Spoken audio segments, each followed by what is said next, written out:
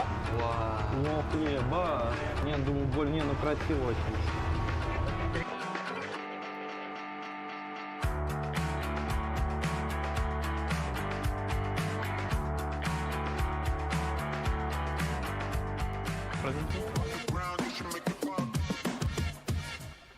Че, он на русском спросил? Левый, бля, или правый?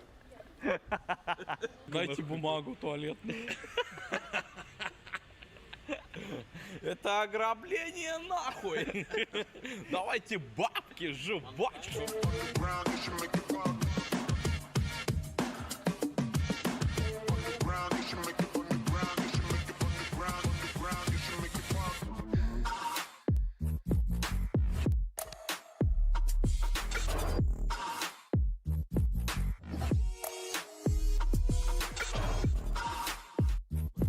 День закончился, мы его отмечаем Липтоном Ice Tea.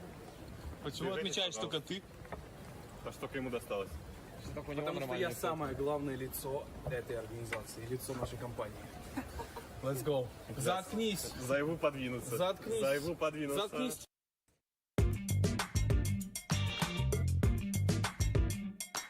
Welcome Nixie and Beamy, and so before the final match started, what was the mood inside of the team? We knew that we needed some points to qualify, maximizing points. I don't know. Like we kind of knew who was in front of us, who was below us.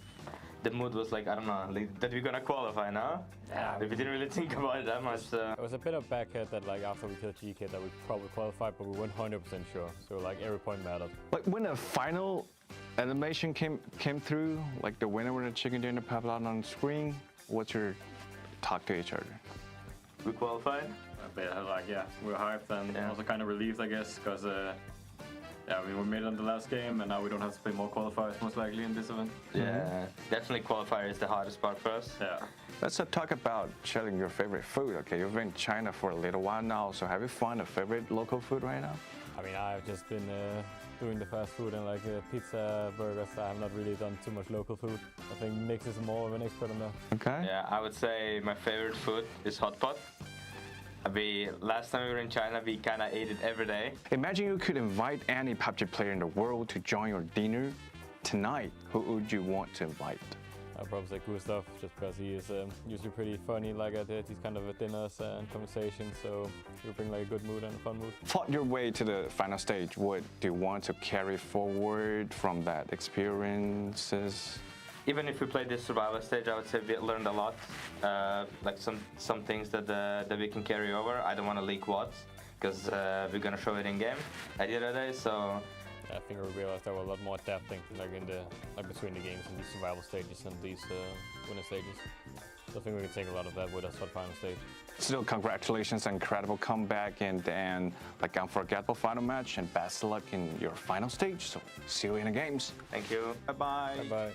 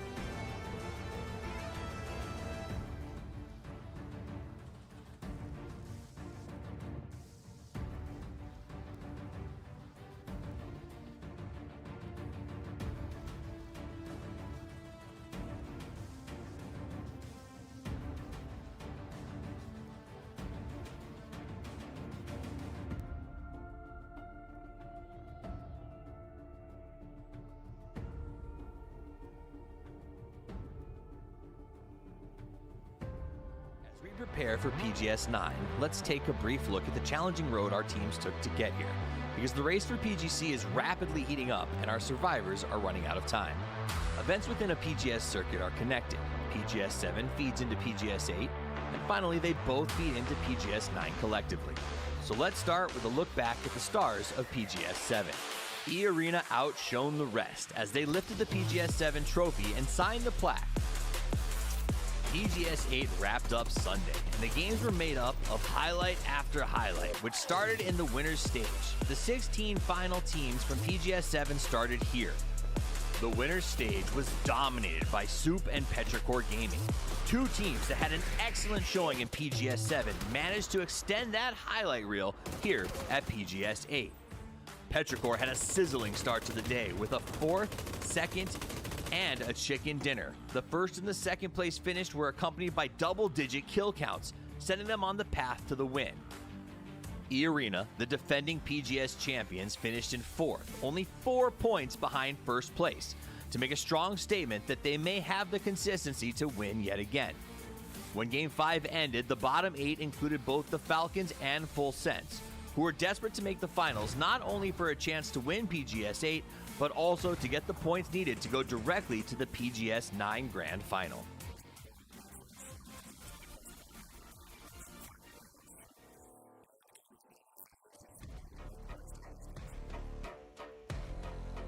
The survival stages started in earnest. Fast rotations, aggressive play, and more explosions. When the smoke had cleared, a new Korean powerhouse was emerging as Geekay started their run for the finals with a 16-kill chicken dinner in Game 1. But it's gonna be Geekay for a great chicken dinner mark here. Extremely well played by them. This win set them up to eventually finish second, and everyone was extremely impressed. Until the 2024 PGC champions Gam the Expendables won Game 3 with 22 kills. I will give you a minute to process that. 22! That is actually insane! They ran the lobby the rest of the day and finished 20 points above third place to round it out. Falcons managed to squeak into the finals while defending PGC champions Full Sense could only muster up 9 points in 5 games and condemned themselves to the PGS 9 survival stage. Day 1 of the PGS final began with a scream as PGC 2019 champions Gen G kicked things off with a solid 10-kill chicken dinner. But sadly for our heroes, that was the last great moment we would see from them for the weekend, as a series of hard rotations and lost gunfights left them in 11th overall.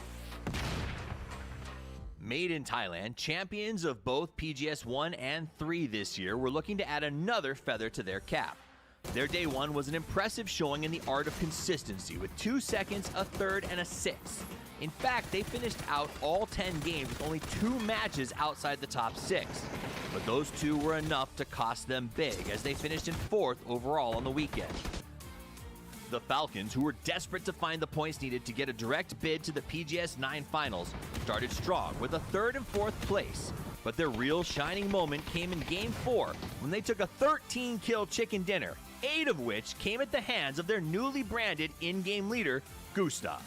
The PGS 7 champs, E-Arena, couldn't find traction and started their first 4 games with a total of just 9 points. They did manage to pull out a hard-fought 4th place at the end of the day that set the stage for Day 2, and a tall order for your defending champions.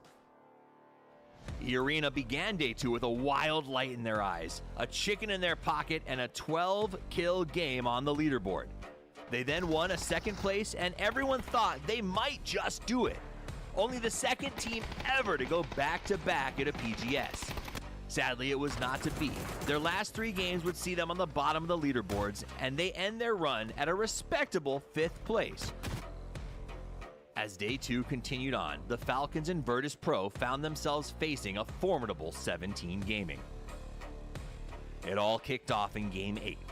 The Falcons, off the back of a strong Day 1, were in the top of the leaderboard, had the confidence to play a strong game that saw them gathering momentum and 12 kills.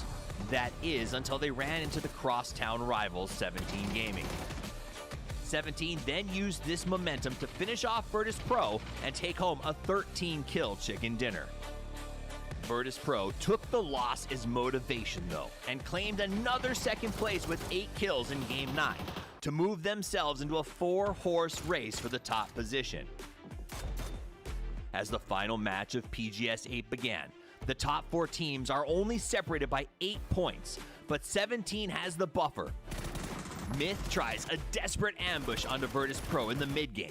VP instantly tries to respond, follows up, Baron gets the second knock. Now realizing it's VP, Scappy on the other side of it, tries to see if he can get into a better angle, but trying to dodge out the nades. Nixie finally does manage to take down Baron. Scappy charging the hills, but it has been read by VP. Nixie, the multi-MVP, needs to get it, but is protected by Petrichor Road. Virtus Pro and the Falcons continued to fight valiantly to catch 17. But for every kill they got, 17 seemed to get 2. All 3 teams fought their way to the final circle along with APG. And in a flurry of chaos, explosions, and desperate car sends, everyone fell in the top 4. Except for 17 Gaming, who boldly claimed the chicken dinner with 11 kills to go along with it. It was 17 Gaming that lifted the trophy as your PGS 8 champions. And as the second half of the year kicks off and the road to PGC throttles up in earnest, as we prepare to kick off PGS 9, every team has to be asking themselves, can I be the one? Well, we will find out on August 20th when the fight breaks out. I can't wait to see you there, but until I do, play more PUBG. We got next, we ready to flex, we're ready to rock, headed to the top. We got next, can't settle for less. I'ma need your best, so give it all you got. We got next.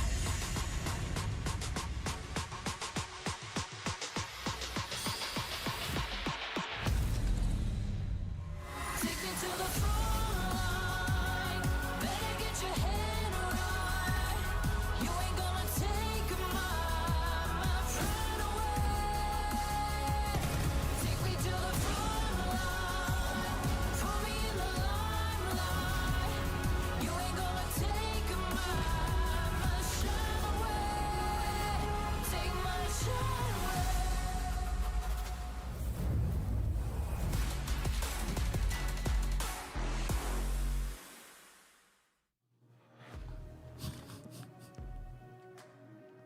Good morning, good evening, good afternoon, wherever you're watching around the world. Welcome back, my friends. It is time for PGS 8 Circuit Final as we get ready for a 15-game grand final to crown the champions. We have to first wait and see who gets through the final qualifier. やっとです My name's ね Talkies. I am joined by PGS9 Matchroom, Porosaurus, and Avenger to PGS9 break の down the サバイバル action ステージ and a little bit of a だね unique format this week, Porosaurus. A little bit. It's the finals, man. We finally get 15 games, but before we can do that, we got to do the survivor stage, the last survival stage, to figure out who will be completing up that lobby. Top 8 from that final from last week, that insane final that y'all had last week. I just got to sit at home and watch it with the boys over there in サバイ Twitch バル chat, ス but テ that ー was ジ a って何試合やる nutty んだっけ ending. な I know. I'm excited. I'm excited for PGS 9 because PGS 8, I said it at the start because it's still on my mind. It was such a crazy ending. It came down to 4 at the last bit. Martin, that's not something we get to see every day. Yeah, it was extremely close. And, you know, now we're tripling the prize pool. We're doubling the PGS points. It's even more exciting.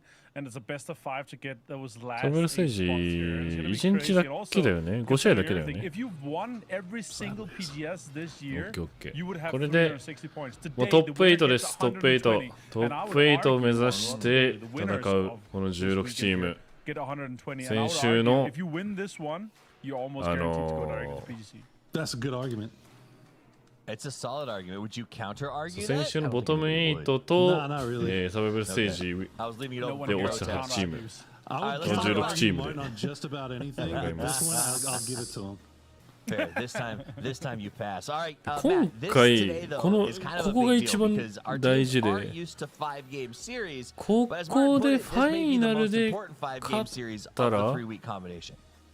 I will say that some of our teams are good with 5 サー games. キットチャ The ンピ ones オン we're に going to be な looking っ at た right ら now are the ones that もう struggle the most in it. This is PGC ポイントえぐいん essentially PGS ポイントえぐいんじゃなかったっ as けな it's going to be teams that we know are good, but just can't quite find a way to navigate these 5-game series. We got names like Twisted Minds in here, JD Gaming that's been on a big come 120 up. ポイントでしょ。 We've だい talked ぶだ about ね。 Gen G a lot this year, as well as 4 Angry Men in the strengths of. I mean, even Alpha Gaming that was vicious that did great at EWC is going to be playing in this. So there's a lot of teams that we know have a big フルセンス upswing. 優 It's 勝 just したら can they handle 5もういける games ね。 and find a way to do it. I mean, what do you want? You want to protect the perpetual underdog inside of a team like Sharper, or do you want a squad that we're just kind of confused on why they're even performing this way in T1? You get a little bit of everything in this group. I like that you've just made up a new segment that I think is awesome called the Missed Potential そうです。 Lobby. 今週で Let's talk about サー missed キッ potential ト teams. That's a great idea, 3は Matt. 終わりで Literally. す。 Great call. I want to start with Poro, and then I'll go to Martin. Like, looking at this lobby, let's talk about missed potential teams for you. Where's the team that you look at that you go, this team has just missed their potential, and I'm waiting for them to サー catch キッ up to ト it. 4も Okay, look. まだあったはず。 I like fun stats. I got fun stats, right? I love stats. So we talk about number of games 今 played 回 where a もう team PGS was ポイン in ト the 2 top 倍 5 賞 in 金 that も game, 2倍じゃない right? かな Like they went into that game, they played that game, they were in the top 5. You look at the most 2倍 Virtus どころ pros じゃないね played 44 games, 32 games they were played in the top 5. 先週、先々週、 But you look down at the bottom. 先々週3万1000ドル。先週は3万3000ドル。今週の優勝者は10万ドルです。はい。1周目と2周目足しても足りません。そのぐらいでかい。今週。しかも15試合。This is their time, right? Like this is their year to really show what they have. And I mean, we sing their praises all the time because we see them do such phenomenal things in single game. そんなクイズ番組の最終問題みたいな。そうそうそう。もう勝ったらもう100万点。I like that. Very great. I feel like I could hear you digitally spit as い you やでも spoke ほ those ぼ names. って言いたい。ほぼほぼ。 I think there's many, and I think 120でも足りない可能性は、いや、あんまないか、あんまないか。 This is world-class players and teams that shouldn't be here. Like I don't know what their path here has just been. 120 it shouldn't. だいぶだからね。 NAVI missing 2 finals in a row here in a state where sure they just changed, but like they just had an amazing run throughout the beginning of the year. Fairest has kind of moved into this fragging IGL role, and then they changed it up. Number one rule we all know and love to say all the time: don't fix it if it ain't broken. And that has been the story of a lot of these teams. They're trying to fix things that is not necessarily broken, and maybe trying to invent new systems. That, you know, has been a little bit of a struggle bus for a lot of the teams. Let's talk systems. It seems like systems in general is not the name of the game maybe 合ってると anymore, 思う。 Matt, or the systems have changed ちょっとサーキット dramatically. 2の見る I か。 feel like there was a time when it was a very 120ってすごいな。普通60とかじゃないの？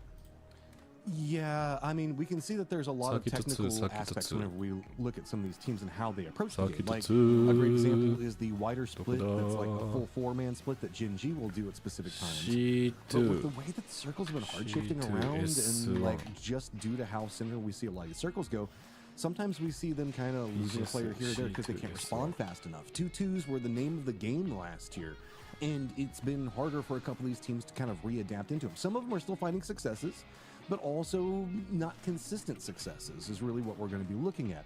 So whenever we're looking at get close to center, get yourself some mortars, some explosions, try to hold it, try to shoo everybody away from you, keep territory control style, you would think that squads such as NAVI would be phenomenal in that, or Gen G. I mean, when you look at Gen G's roster, the fact that we're not talking about them every single week is mind-blowing to me. I mean, it's Salute and Soul on the same team, while we've got Bean and D, who was a rising star from last year. This is a team that should just be able to absolutely frag out in any given situation. So what we're looking at a lot of times is where teams are just struggling to find a way to put themselves in an area to showcase that firepower, and often taking 1 or 2 casualties very early, like around circle 4, maybe 5. That was a great breakdown. I do want to real quick touch on the format that got us here and what we're playing for, because it's $300,000 here this weekend, which is much bigger than it has been for the last 2. So you get that $100,000 first prize if you make the grand finals. But as you saw on the last slide, the teams who play today got to make the top 8 in order to get to that grand final. PGS 2026サーキット1シリーズファイナル。firmly believe 60だよね。そうだよね。 points winning will qualify you straight to PGC. おいおい、120 and it よ。 comes with a pretty chunky paycheck to boot. 120えぐいぞ。サーキット1シリーズファイナルの5位、1位が今回のサーキット3シリーズファイナルの5位と一緒だから、ポイント。これはどうなんでしょうね。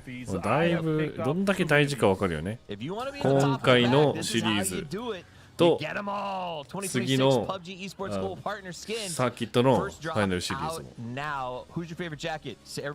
だいぶでかいよ。I'm trying to figure out this E-Arena. Is this a new E-Arena color scheme? Maybe it's試合はあと10分ぐらい。12分。10分、12分ぐらい。Really important information. 148 matches done by him as 232. Very impressive. But Chan is in here with 112 matches played only. So average kills per match is actually on Chan. He's the king. He's rising quickly.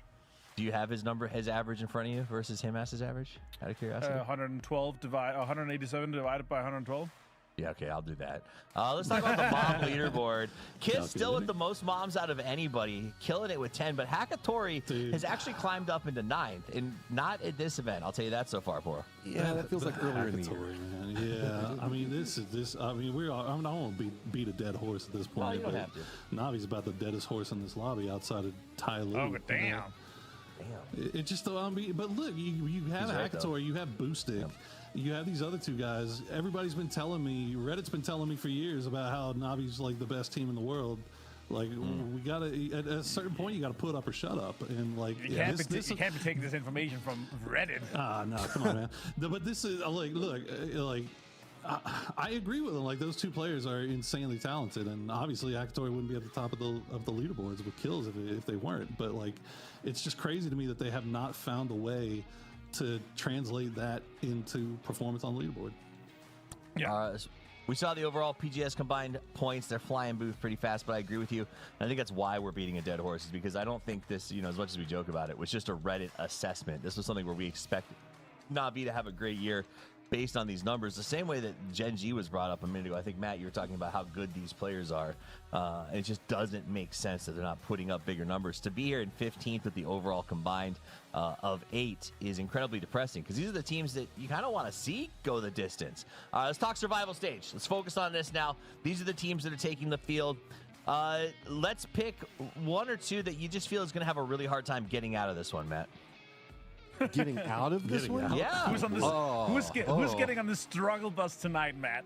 I mean, I'll follow up with Poro and say Ty Lue, because it's been hard. It's been very hard for them. I'll take one that is a guilty pleasure of mine, though, and Sharper. I think that there is a world where maybe they do touch top 8, but if they do, it's going to be in 7th or 8th. Okay.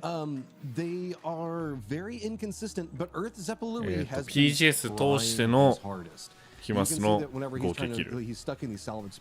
ただ、キャスターたちが言ってた通り、ティアンテンも180いくつ持ってたんだけど、まあ、ヒマスが出てる回数よりは低いから、その合計キル数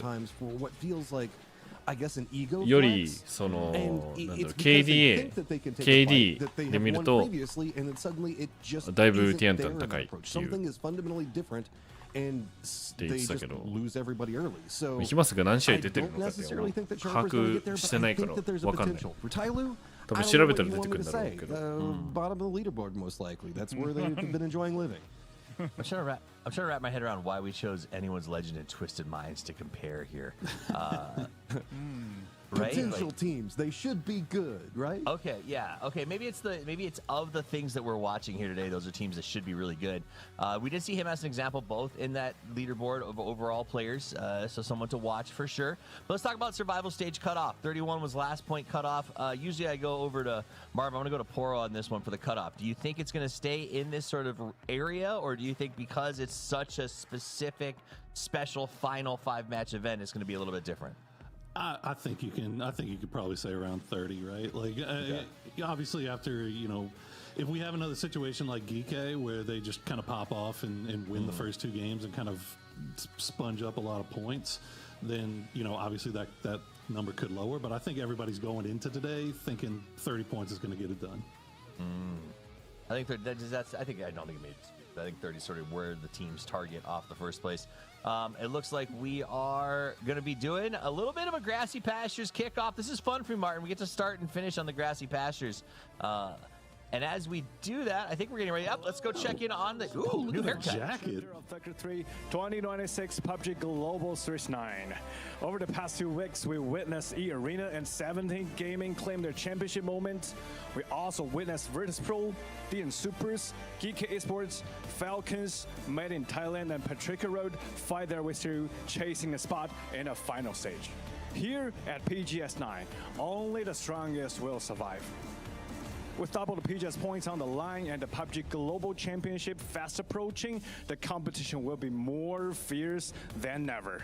We'll step up to the final stage and battle alongside the best. Let's find out. Be the one.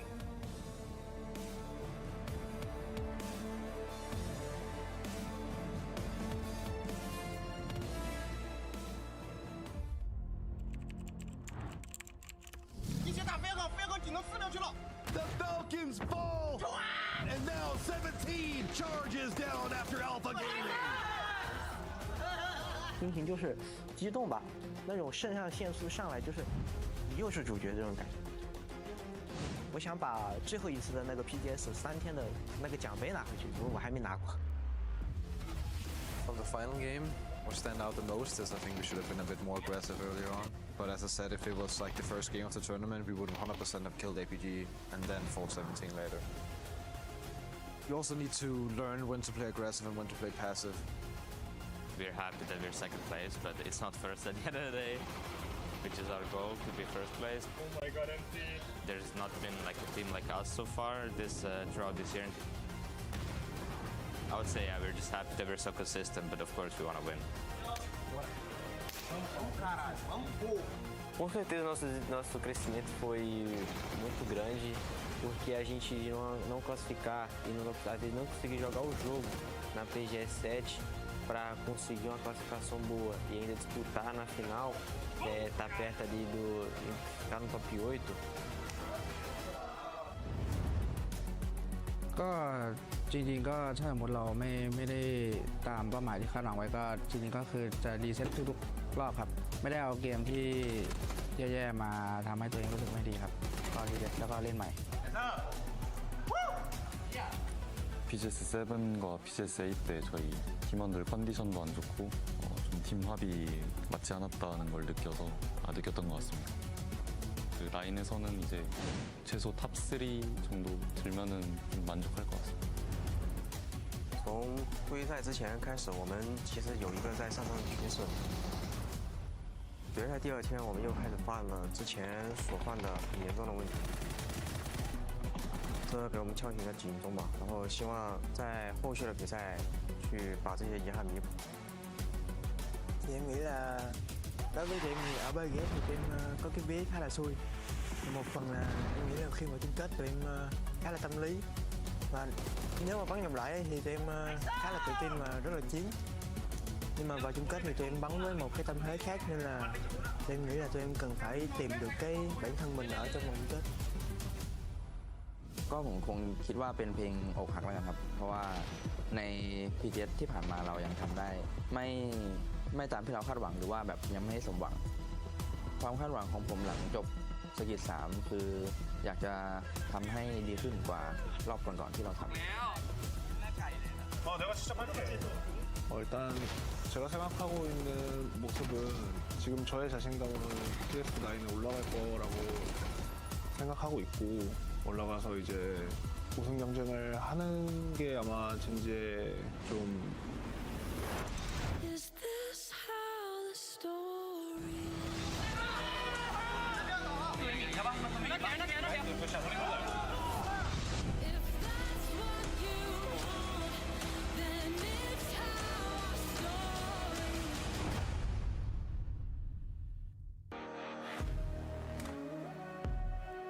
is the PUBG Global Series 9 here from Shanghai, China. It's 2026, but 24 teams are about to get their statement made.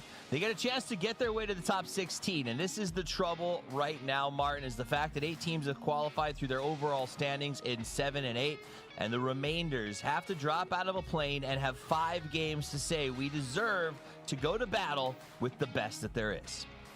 Yeah, the 16 teams that have not yet proven that they are, the best amongst the top 16. They have this chance to do it. We have some teams that are big surprises to many, obviously, in here. And for me, again, like some big names that are having previous PGC champions, teams that have been performing at an extremely high level at the start of the year. And they still haven't been able to kind of prove that.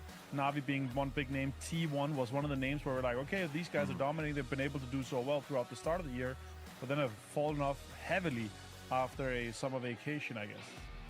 All right, let me ask you this, man. I ask you for the struggle bus boys on this one. I'm going to ask you for who do you think doesn't deserve to be here?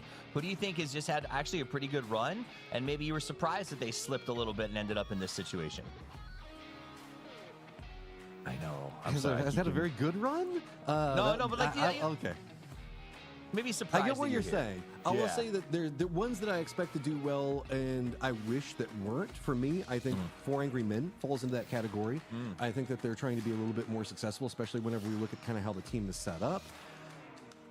JD Gaming, I think I'll put into that category. It feels like they were very active in a lot of their firefights. They didn't always necessarily win them, but there was a lot of upswing, and you could see what they were trying to work for on a macro level. For me, whenever I'm looking at this, it's kind of my goals. Who's doing well macro-wise? I like that. Well, let's see, because in game 1, macro is going to matter. As Poro has alluded to, and I'm sure he can talk more about it, finishing in the top 5 after game 1 in a 5-game series is a very big deal. And now is time to close that deal as the grassy pastures is upon us, and the first step of a 5-game race is about to commence. We're going to send it over to the casters. The dynamic duo is going to be Matchum and Porosaurus with the call. All right, game 1. Minami starts over military and ends up around Kameshki, so Lord only knows. We could get some stalwart, we could get some military. If it's just part of the trend, we could just get a whole bunch of water, because it feels like that's been the name of the game for it. The options are literally limited. You already see a number of teams kind of dropping coastline, heading off to the east. Really just interested to see if anybody runs into each other right off the bat. I mean, you see Expendables and JDG, obviously our 2 teams in gray, are going to be landing right on top of each other in that military base, very close to each other, but it looks like they'll be able to just get a vehicle and get on out. I think the Expendables may be looking over towards the east, while JDG looks more towards the west. 色に過ぎてるんだよね。 What you were mentioning about like maintaining consistency CLF at the start. HF. Very historic precedence is hey, managed to steal it away.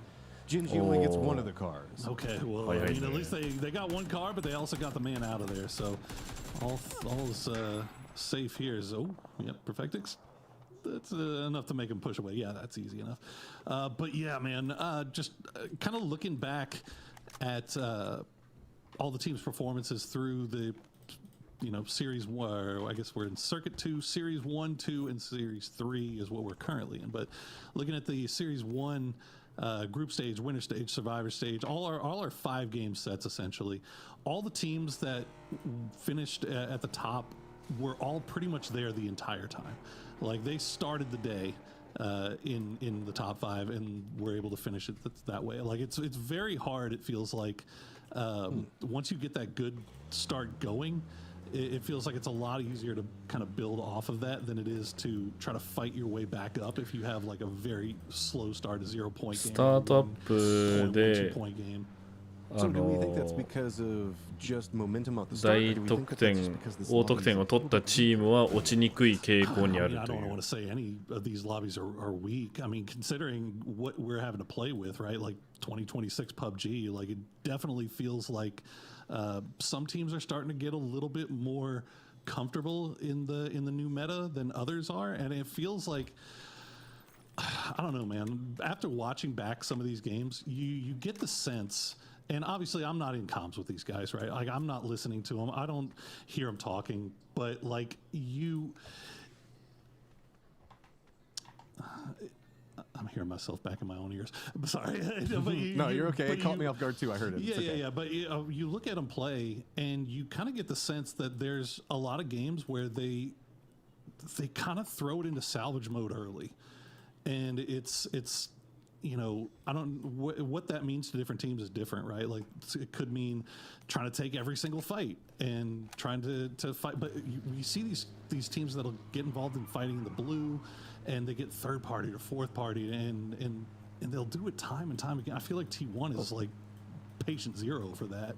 And a lot of these they end up losing guys early, and then it's so hard to try to salvage anything from that.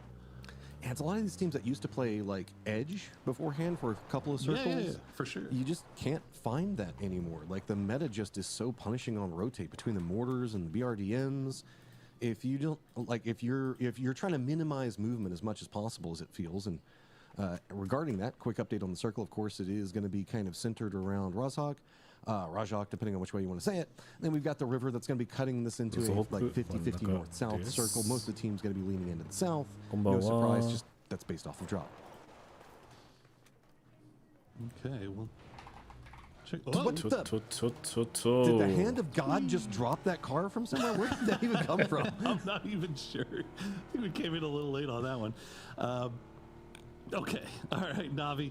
We'll be able to reset.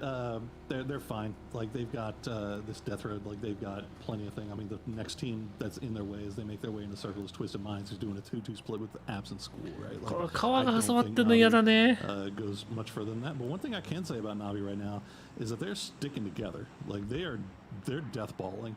They're not trying to do any wide 2-2 splits early on here. And I can't say I blame them. Like, trying to keep guys together. If you're struggling, trying to figure out your way through the early game, it feels like keeping everybody together is probably a good solution for that. Yeah, I mean, there's tactical decisions on why we see the 2-2s and the territory control splits, but I agree. If you're struggling, just get everybody together and defend one spot and, like, kill whoever comes at you and crashes you. And maybe that'll give you a little bit more, I guess, of a momentum start on it, because, like, even if you just eliminate anybody from these lobbies, as center-centric as they've been, it's going to be massive for you. So here is going to be JD Gaming going for an emergency pickup. Duck Juice does spot. Looks like he's getting some damage, but not enough to really punish it. So could be a jump into any section of the circle. I wouldn't be surprised if maybe it's more Severny-sided towards the north. We talked about a center meta. Poro, this is a different beast of it, though. There is like almost a full 500 meters all the way around the circle that nobody is playing it. Yeah, this is a byproduct of the circle, isn't it? I mean, this is essentially 50-50. Like, it's going to go north or south, and nobody really wants to 気になってたんですが、GLHF って何ですか？グッドラックハブファン。5分をと楽しんでかな。Actually, only one team fully committing to the north, and that's Nemesis right now. 4AM does have a foothold. They've got Hasameme up on one side, and now they're spotting out Vitality. As you see, Vitality will drop down into the mortar craters just to avoid these shots from Hasameme. But yeah, I mean, everybody kind of leaning south here, it seems. I mean, that's not too big of a surprise. We're not going to see it on these 50-50s moves to the southern area, right? Just because it could hold more territory. レッドゾーンの場所を覚えないといけないっていうのがちょっとだるいな。情報量。But squads that could be gambling, such as I think Tyloo, looks like they might be eyeing a bit of that northern rotate. Team Liquid's going to be coming in from the east and no real big targets until maybe anyone's legend, but there's a couple of compounds that they could stop at along the way. そういうことです。グッドラックハブファンです。Centered up in this one around Razak is going to be Jin G. Of course, we just mentioned. 他のタイトルでも使われることが多いんで、ぜひ覚えておいてください。Sunken City, Boatyard, whatever you want to call it, in Ruins area. That's going to be full sense. That's going to be getting a bit close to them. I wouldn't say necessarily encroaching on that territory, but just moving down into Ruins a bit more.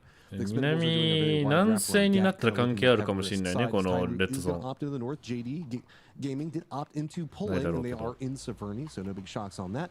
And we do also have Godlike that's doing a rotate back behind Vitality. Vitality's kind of around the lake in Nolene to the northwest of Yasnaya. They got rebuffed by 4 Angry Men, and that could be a problem for Godlike. This is going to be an interesting game for some of these teams because of the plane hugging as far east as it did. A lot of normal drop spots were out of range. As Godlike now running into Vitality, called it. They were making their way around, but it looks like Godlike is going to take this fight. Vitality will fortunately be able to get one guy out, and he's just going to have to send it right into the lake and get some support from the cliffside, from his teammates. Should keep him alive.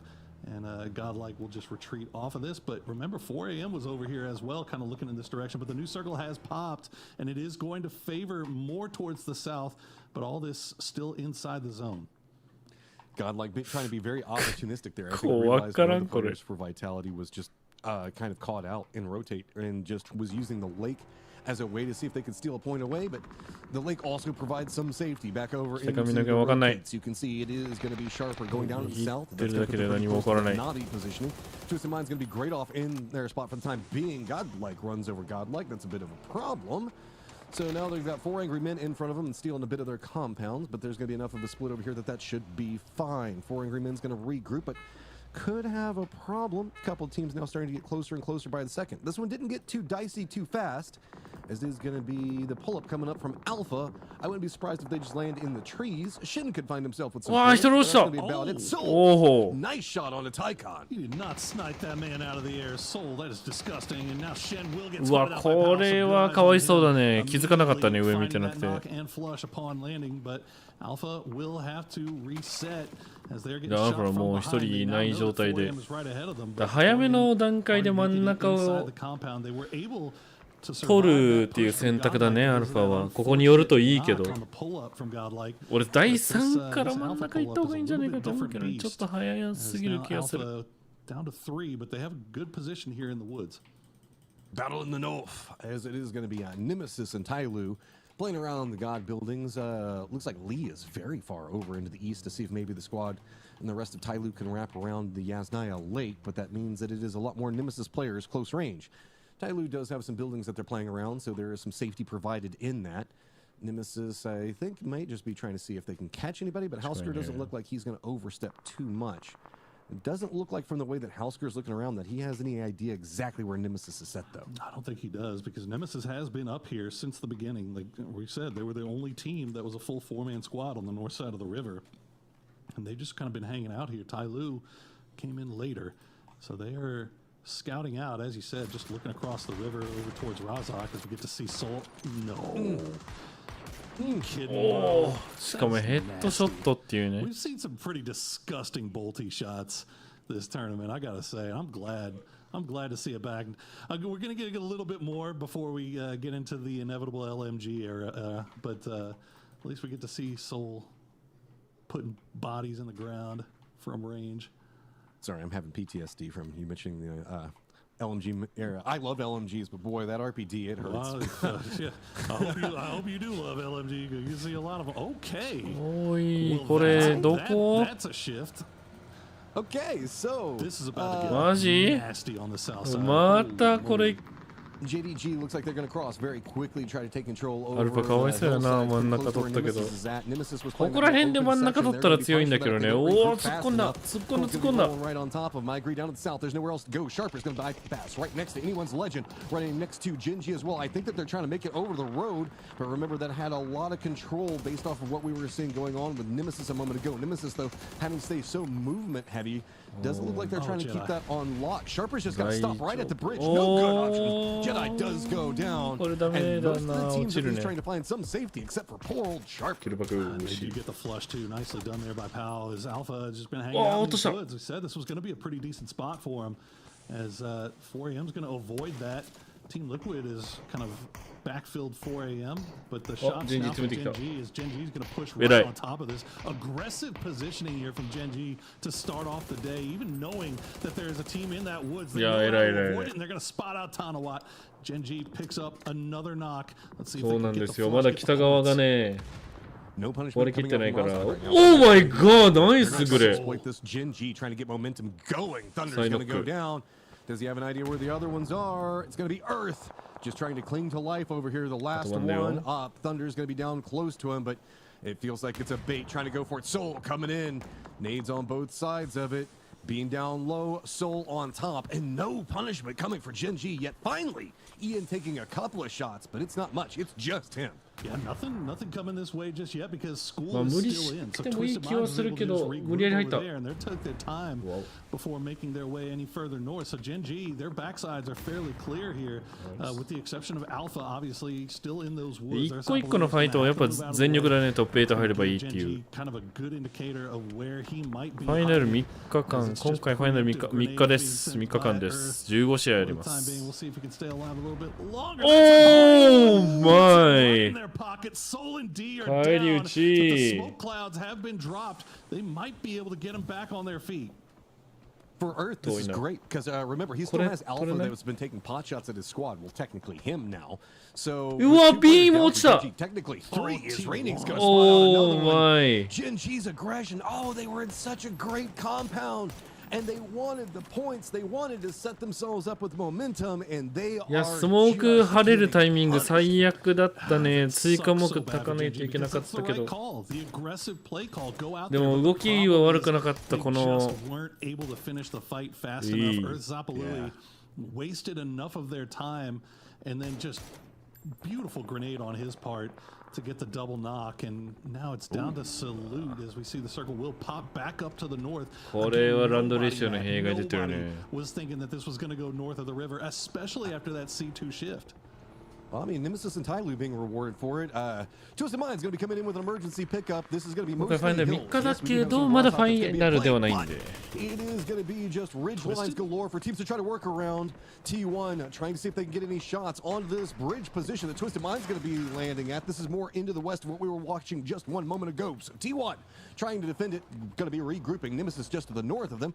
Poor old Salute's going to be hanging out over here as Vitality is going to be next to a JDG into the north.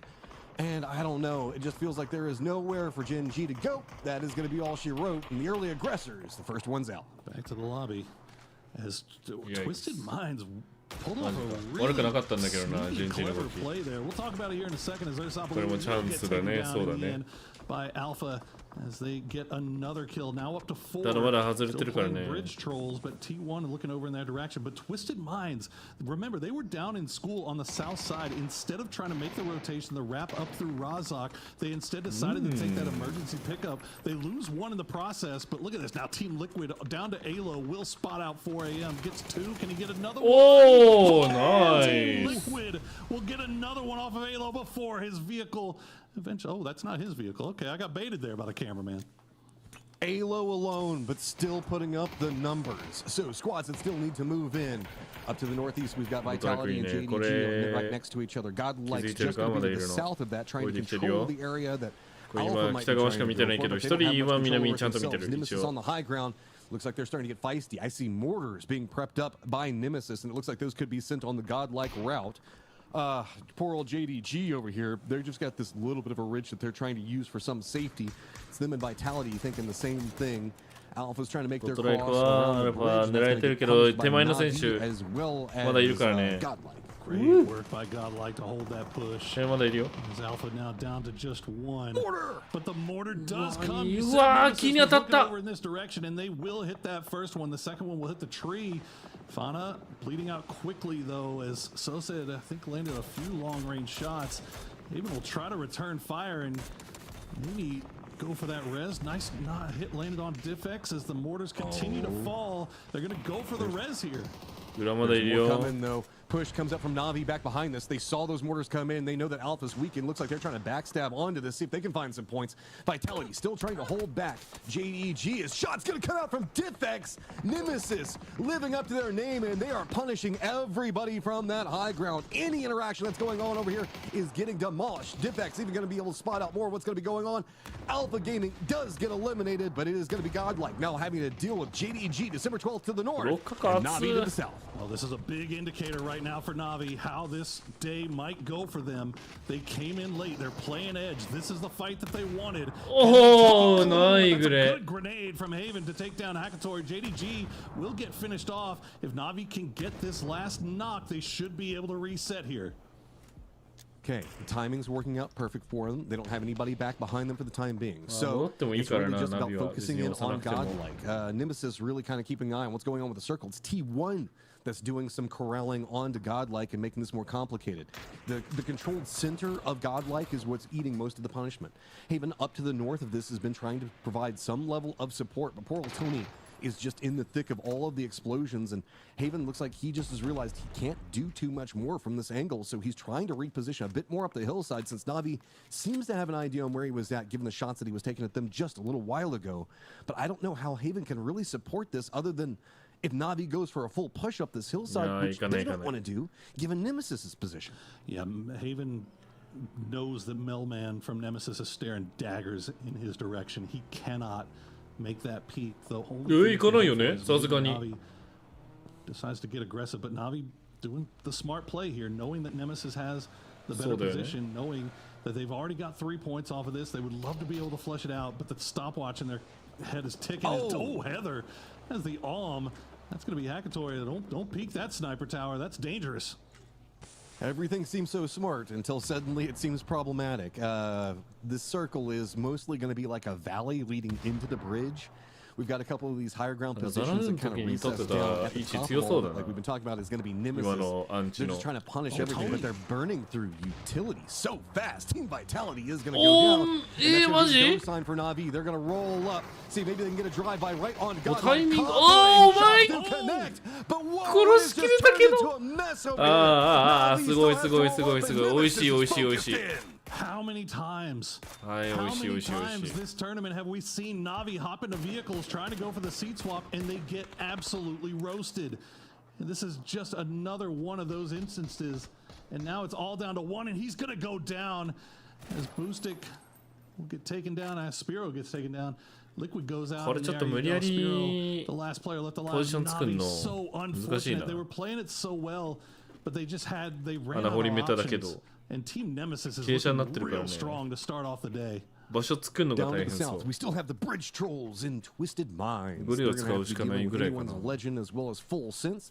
I love it whenever we pop over the moment I start talking about this setup. So this is going to be probably our new focal point where something's got to go on. T1's got a great position that they've just been kind of corralling everything as the new circle pops.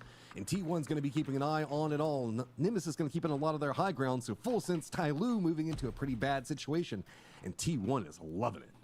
I'm telling you, that move from Twisted Minds to take that emergency pickup from apps just to this bridge, they do lose one in the process. They lose Example, which is a huge L.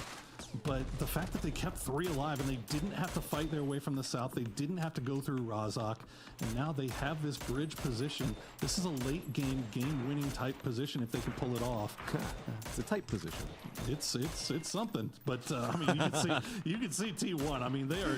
This is literal tower defense. They are all 4 in the tower and just controlling everything around them. I mean, it's a good call because there's the bridge that's down below them, and it kind of forces everybody to walk right into their good old tower setup.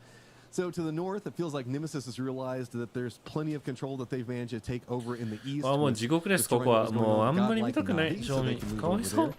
Use a little bit of the hillside to keep some distance from T1. T1's going to be mostly focused on the plethora of targets that are down below them because they are starting to frag out. This is kind of what we would expect from T1, to find kills. And I mean, if you get the circle, just start killing things right to the north. Though, got to make a move right next to Nemesis and Full Sense, and I don't know how we see Full Sense kind of handle this. They've got the 2 that are to the south, the 2 that are kind of to the northwest.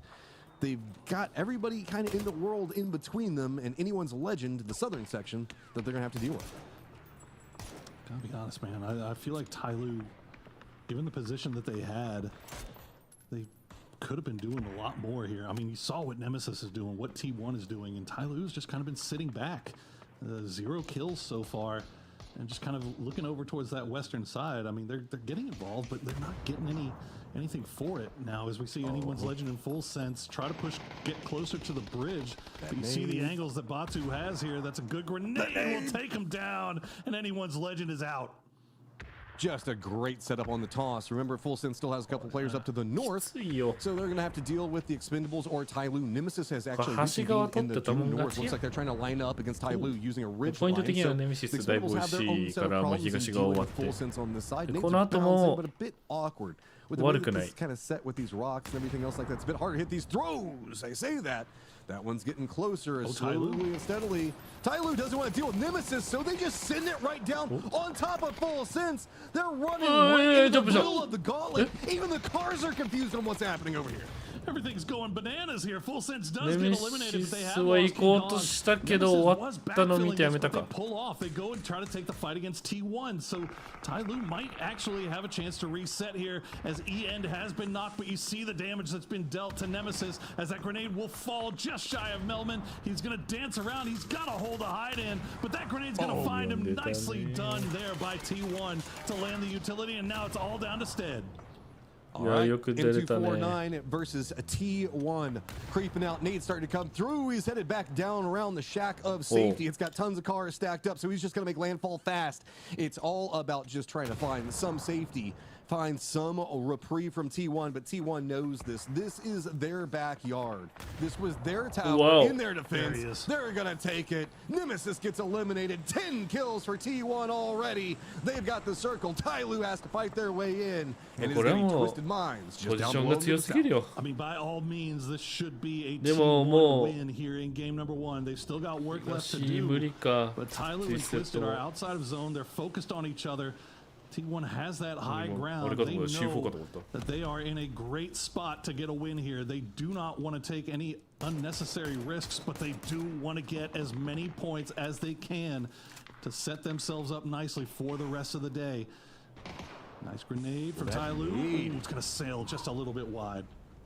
So T1 setting a great pace already, 15 points, pretty much half what they might need to qualify. As we keep talking about 30-ish points, it should be feeling pretty good going how the day could go. So Tyloo, what do you manage to do on the other side of that? Presently sitting at 8 points, tied up with Twisted Minds, as these guys have been kind of in more desperate situations, dealing with, I guess, more of an entrapped location that they have to fight their way up from. Tyloo has the benefit of having high ground, but Twisted Minds looks like they're pretty stacked on top of each other, and that's where they're going to find success. They can just really beat in and do a lot of damage, but they're having to fight up this ravine, and Tyloo has to keep their head on a swivel because T1's getting active. And it looks like Twisted still has a lot of offensive utility left, but I don't know what their smoke situation is like, and they are laying down as much as they can right now just to make this push into Tyloo, but they're not able to get the flush into One Dragon. That's a nice follow-up grenade. It's going to fall just a little bit short, but T1 is starting to get that position and get that overwatch. And now EN has angles. You can see Twisted will retreat back into the smoke, but how many smokes do they have left? How much longer can they keep this going as One Dragon's brought back onto his feet?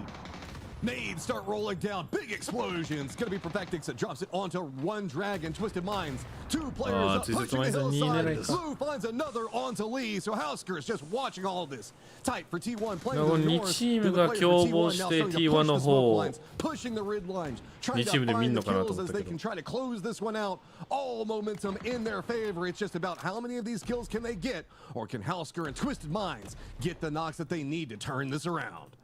Don't overstep here, T1. You've got him pinned. You've got him right up against the wall. Nice shot from Housker. Will get the knock on to Lou, and Lou will drop a grenade that takes down Batu. Ian will spot out Perfectix, and that'll do it for Twisted Minds. Now Tyloo will get second place.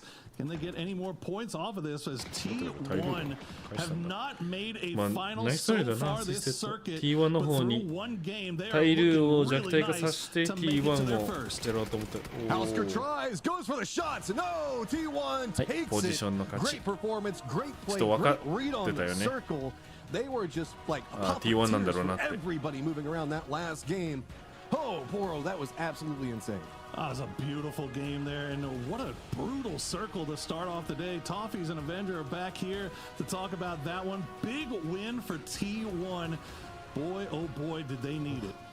They did. They needed a final bracket. This might be the ticket to it off a kill count like that. They had a good spot. They caught at least 3 circles, but they played proactively. I loved, Martin, how they came out of that tower to go ahead and take that fight and then move back in. Like, they were doing a very good job of being fluid on their feet, and I think that's what was necessary. Yeah, and absolutely on this highlights here, that headshot in the parachute, so illegal we had to see it twice. And also T1 missing 3 of the 8 finals so far. They're not about to miss PGS 9, that's for sure. What a way to do it. And yeah, the proactivity and the way they kind of moved around, having that Harry Potter tower was absolutely amazing. Played it very, very well. We saw this strange end game as it moves over to the bridge. Twisted Minds had to do a crazy send to end up on the troll bridge, but ultimately it cut off that section and forced Full Sense and Anyone's Legend to face each other, Poro. It did, and it's just it was rough. I love the play by Twisted. I love the creativity to take that E-pick up to end up there, and it ends up getting them in 3rd place. I mean, at the end, the fact that they had so much utility left, I guess that is kind of goes part and parcel with looting up in school apps, but they just had so much to work with, and the way that they managed that utility, the smokes all the way to the end, I cannot believe NAVI gets roasted here by Tony. Like, that was just filthy. Look at this. He jumped out. They weren't prepared for the jump out. Tony with the E-brake. It just, I feel like this is like the 4th time I've seen this from NAVI, where they hop in a vehicle to try to go and seat swap somebody to finish them off, and for some reason they just get soloed. It's like the worst luck. NAVI feels like they lived off their mechanics for a long time. But it does feel like a lot of players are starting to find ways to be just as mechanically gifted. I mean, not as good as Hakatori, we can acknowledge that. But be able to counterplay him well enough to, I would say, use some of the ego that sometimes is Navi's undoing. They're big branding them. Like, the problem with Navi's seat swap is they both swap like a bunch of like slathering animals and just spray. And so Tony hits the E-brake, they're leading the car, and they're out of bullets when he jumps out. Like, it just kind of puts them caught with their pants down. It's an unfortunate situation. So I think we'll just get a little smarter about dealing with those drive-bys. That will change, though, in the next patch. All right, let's talk about T1. These guys played very, very well. They did catch some circles, but that doesn't matter. At the end of the day, it's about how you win, and they played very well from the high ground. My favorite part of this fight, though, was how NMSS decided to do the backstab. They lost, and then it was Tai Lu attacked Twisted Minds and got a knock, because I think they figured, hey, if they see Twisted Minds is hurt, obviously they'll attack them first, Poro. Yeah, I don't know, man. Tai Lu, they had great position that game, and they didn't get active until the very end, and then it was just like, let's all press the W key at once to go finish off Full Sense. That was successful. They did take a knock in the process. But yeah, I mean, Twisted just kind of took them to school, and it was really just utility usage. Like, there was nothing that Tai Lu could really do to take down any of the Twisted guys. Oh, there's one thing you can do to take down the Twisted guys. Call in T1, and they will help you, because that's what they did. From the high ground came the man of the match, Heather, 4 kills. They played well. I mean, at the end of the day, they had the Harry Potter tower. It was a great spot once that 6th shift came in, Martin. Yeah, let's go. Yeah, for sure. I'm definitely, I'm sad on behalf of Nemesis, because they kind of had that. They had the Yellow House north of it, and they could have taken it. But T1, they scouted it from Russia. Like, the center guy crossed so early that no one else was really holding down that bridge, and Ian was just able to grab it. And yeah, that granted Heather this man of the match. Great play for him so far, but still, again, in a situation where they're able to get this many kills, deny Nemesis any push of it. Yeah, Ian, too good.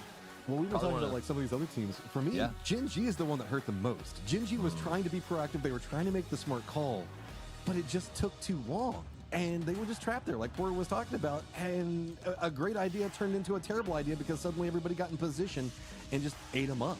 And I feel like that's just Gen G in a nutshell. They come forward, they get great fragging power, they just want to try to close out the fight, and then the fight gets closed out for them instead. You know, Martin pointed this out in the green room when I said, Gen G should be way better on paper. And he just casually went, they're an FPP team. And I think that nails it. This idea of, like, even that whole fight process, it felt like they were still fighting the old system. It's not, they haven't gone full grind baby like Nixie and the boys, Martin. They seem like they're kind of committed to the old ways. Yeah, a little bit sad the way that they got absolutely annihilated by Shaba.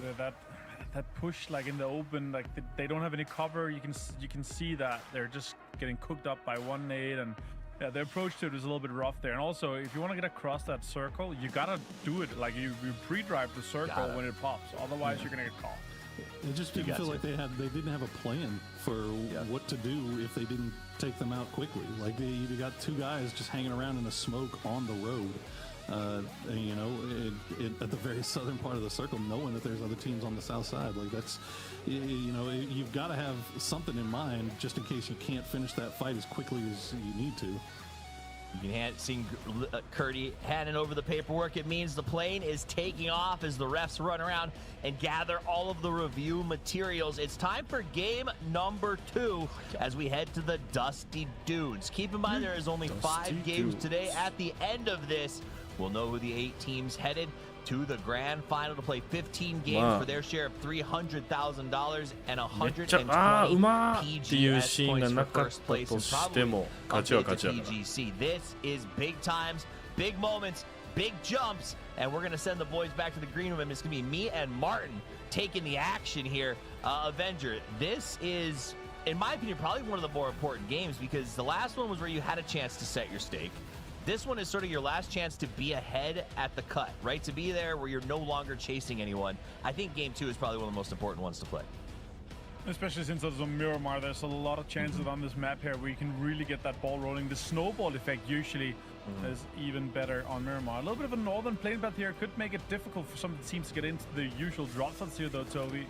In my opinion, I am really looking forward to see how this kind of lines up. But also, TWIS, this capability, cruise to Val potential. I've not seen it in a big while here. It could be cool to see one of those. Big fan of Campo Militar, so we'll see if anybody actually has the boldness to stretch out and make that loot happen. It looks like NMSS might be willing to do it. They're going to pick up some cars on the way. That should be fun to watch. Now, let's talk a little bit about the last match for just a second as we watch everybody heading a lot. It looks like there's no hot drops coming. Tyloo got top 3. I think that's a pretty big deal. People, and I don't know who, just some people, very smart people, have been calling them things like Ty losers, Ty losing, Ty lost. And here we are now seeing them in the top 2 or 3 right after that match. Like, that's got to be encouraging for the fans. Yeah, and one of my favorite quotes from one of my old friends of former lives has a great saying, and he loves this saying. He says it so often: a broken clock is right twice a day. And that was that one match that they're going to be right. I got to be honest with you. Tyloo has so far seen 0 finals. They have to have an absolute banger day to have a chance at that. That northern shift where they were the most northern team that really came on from. I hope they're able to kind of turn it around here. But considering how everything kind of lined up and their long rotation path to get in there, it's very fortunate that that circle ended up going north of the river. Well, as we look back, mostly T1 kills. Yeah, as we look back at the T1 kills and this match, I do believe we have a check-in and we can talk with the Godlike coach, hear a little more about what they were up against. Everyone, welcome to the interview. We have Big Cat with us here, and he's a coach from Godlike. Say hello to the audience. Hello. Yeah, consider performance in PGS8 impressed us very much. So, and it's like survival in PGS9 right now. What do you feel like? Do you feel any pressure? Nós, a primeira semana ela começou muito dura. Nós acabamos cometendo erros e nós usamos o intervalo para poder recolocar as coisas no lugar. Foi um período de conversas e responsabilidades, onde nós nos colocamos de volta no caminho e redefinimos as responsabilidades dentro da equipe. Work hard this week, and for us it's not a good week when we start the game, and we will do our responsibility this time, and we will have the chance to rearrange our responsibility, and we want to have a good grade. Okay, best wishes to you guys. See you in the games. Bye bye. I feel like he said a lot for what I was told he said there, but I'm not going to judge. All right, let's see. It sounds like they're going to reprogram and have a good game. He was really passionately describing something, and I feel like it was more than just we're going to, you know, figure out what went wrong and fix it. Fascinating. All right, they're back into Miramar, though. The Dusty Dunes are upon us. Not much seems to have happened while we were gone, as this is the nature of Miramar, especially when you have a circle all the way off into the northeast over here. さあガソスタ取るチームは誰だ。俺のそうもうガソスタ取ったら、まあ、次のアンチによってはもうドンカツはほぼ確定だと思ってる。8割。いいよこのアンチ。あまりにも便利すぎるあそこの位置。まあちょっとあれだけどね。エロワザの西側の仕様がちょっと変わって使いづらくはなったけど。APG about to take the safest E pickup I have ever seen in my life. Okay, note to self: if you want to go to the air without people seeing you prepping, that is the location to do it. So they'll get ready to make a transition. We got Purdy. Looks like he wants to get a little bit of an ambush here on Tyloo as they drive off in the distance. It's a long shot for Luke. Looks like what they go for the trail cars here. Uh-oh, they're stopping. They're looking at Tyloo. Shots are coming in. One dragon. A car got popped here. That's now he's going to be a sitting duck in that car. Shots come in. Easy point here. Seat swap for the quickness. He's going to get his feet shot at though. A little bit difficult. Tire pop now. Shots come in close to the feet. Oh, that's going to be so rough. He actually got the first aid popped off. Now more shots come in and connect here. Can they get him down? And Alo sitting on the other side is a guaranteed point for Team Liquid. Look at that, they're jumping straight into 8th place. Alo drove down here to make sure that they got this flushed and over with before anybody else could respond. I like that proactivity from the Liquid guys. They set a trap. Meanwhile, okay, Sololzy goes ahead and gets himself a little godlike blood to go with it as anyone's legend going to go ahead and backfill this. Haven watching from a distance, but I don't think there's much he can do here to try to save his compatriot. All right. Yep, that's it. He's got to leave. Yeah. God. Yeah. That knock on him, It's going to poke him off there. That's going to be quite easy done so there. The problem is, again, when you're in this area here, you're edging your bet so much on that northern-western shift. Godlike is actually committing here. They want to get a revenge. I don't think they're aware that there's a 2-2 in here, in this split here. Shots coming in from him, has lots of damage done. Does not connect. He's down to 4 HP. Re-peak, ego peak there. So Lost is going to have to flush in. Finds one, finds Tony. That's a big name to take out. Oh, finds Fana as well. It's like him asked through on purpose. They got so hungry when they saw him miss that full mag that they didn't pay attention to Sololzy waiting in the wings. And off goes Haven. He started that transition. He's just out of here. All right. So he's going to be Haven running off to safety. Yeah. And he's probably going to be hoping for a southern shift here so he can go in and grab those chips and maybe get the boys back into action. But again, this is really the name of the game. You want to try to commit. You want to try to make sure you're full alive here. In this circle, with how everything's kind of rolling in, Toffees, I think anyone's legends on this northwestern side here, they're going to have to get this big rotation. There's a good dirt road kind of under them, but there's still the same problem. If you have to cross to the south or to the east, you have a huge road ahead of you, and you have so many teams looking at the high ground, especially here in 2026 when TPP is in the esports. There's so many spots where you can just get so much information from without exposing yourselves. Should be interesting to see how they choose to handle this situation as the circle continues to collapse. Gen G, the team that by all circumstances on paper should be dominating the season, has been lackluster as they make their transition. Twisted Minds, another team who on paper we thought was going to be thriving this year. I'm not saying they're not, but they're not living up to the expectations that we have as a community for Twisted Minds. I guess that's one of the downsides of being as prolific as you are. Becomes very difficult to sort of live up to those standards. Now, another team that's prolific is anyone's legend, Sololzy. Huge backstab. I couldn't believe him blew that spray, though. I'm going to be honest with you, Martin. Yeah, that's how it goes. Sometimes you hit all the shots, and other times you do go. And actually, all the teams actually have go south here. It's sure it has a high end, but Toffees, the majority is on this kind of a truck stop area in between Elazaha and GT and 1G 避難場所としてはまだ次のチーム使えるよ。使うチームがいればだけど。areas, around these high grounds, around these spaces where terrain is a little bit more difficult to traverse with your vehicles. It was a pretty nasty yoink down towards the south because everyone, you saw JDG was like, oh, we'd like this spot, take it. Now they're going to go over here and explore this spot, take it. Like you said, there's just nothing left as you look at the water tower with some cool, hey, he's got your headphones, that water tower. And off in the distance, Vitality going to go ahead and jump into this building right here. They got the longhouse to be able to defend that pretty well. Where's this APG fight? You would think so. Oh, no, There it's it on the is. other side here. Oh, okay. Oh, big never mind. send actually from Nemesis. They're able to take some space away just above Navi here. It's a little bit rough area. Oh, look at that. We might see Hagatory having to try to fend off some of the Nemesis guys. They see him and they stop on the other side. Nades are coming towards it and they're actually engaging on him. He's getting a full open run on them. He takes the high ground away from him. This is going to be rough for Nemesis potentially. Nemesis is feeling really out of sorts as they just keep driving around in circles. They do eventually get off, but Ferris is off to the right side. He's going to be able to have a flanking shot as Hagatory takes the brunt of the fight, pushes forward, gets the nades cooked up. Nice toss over where the car was parked.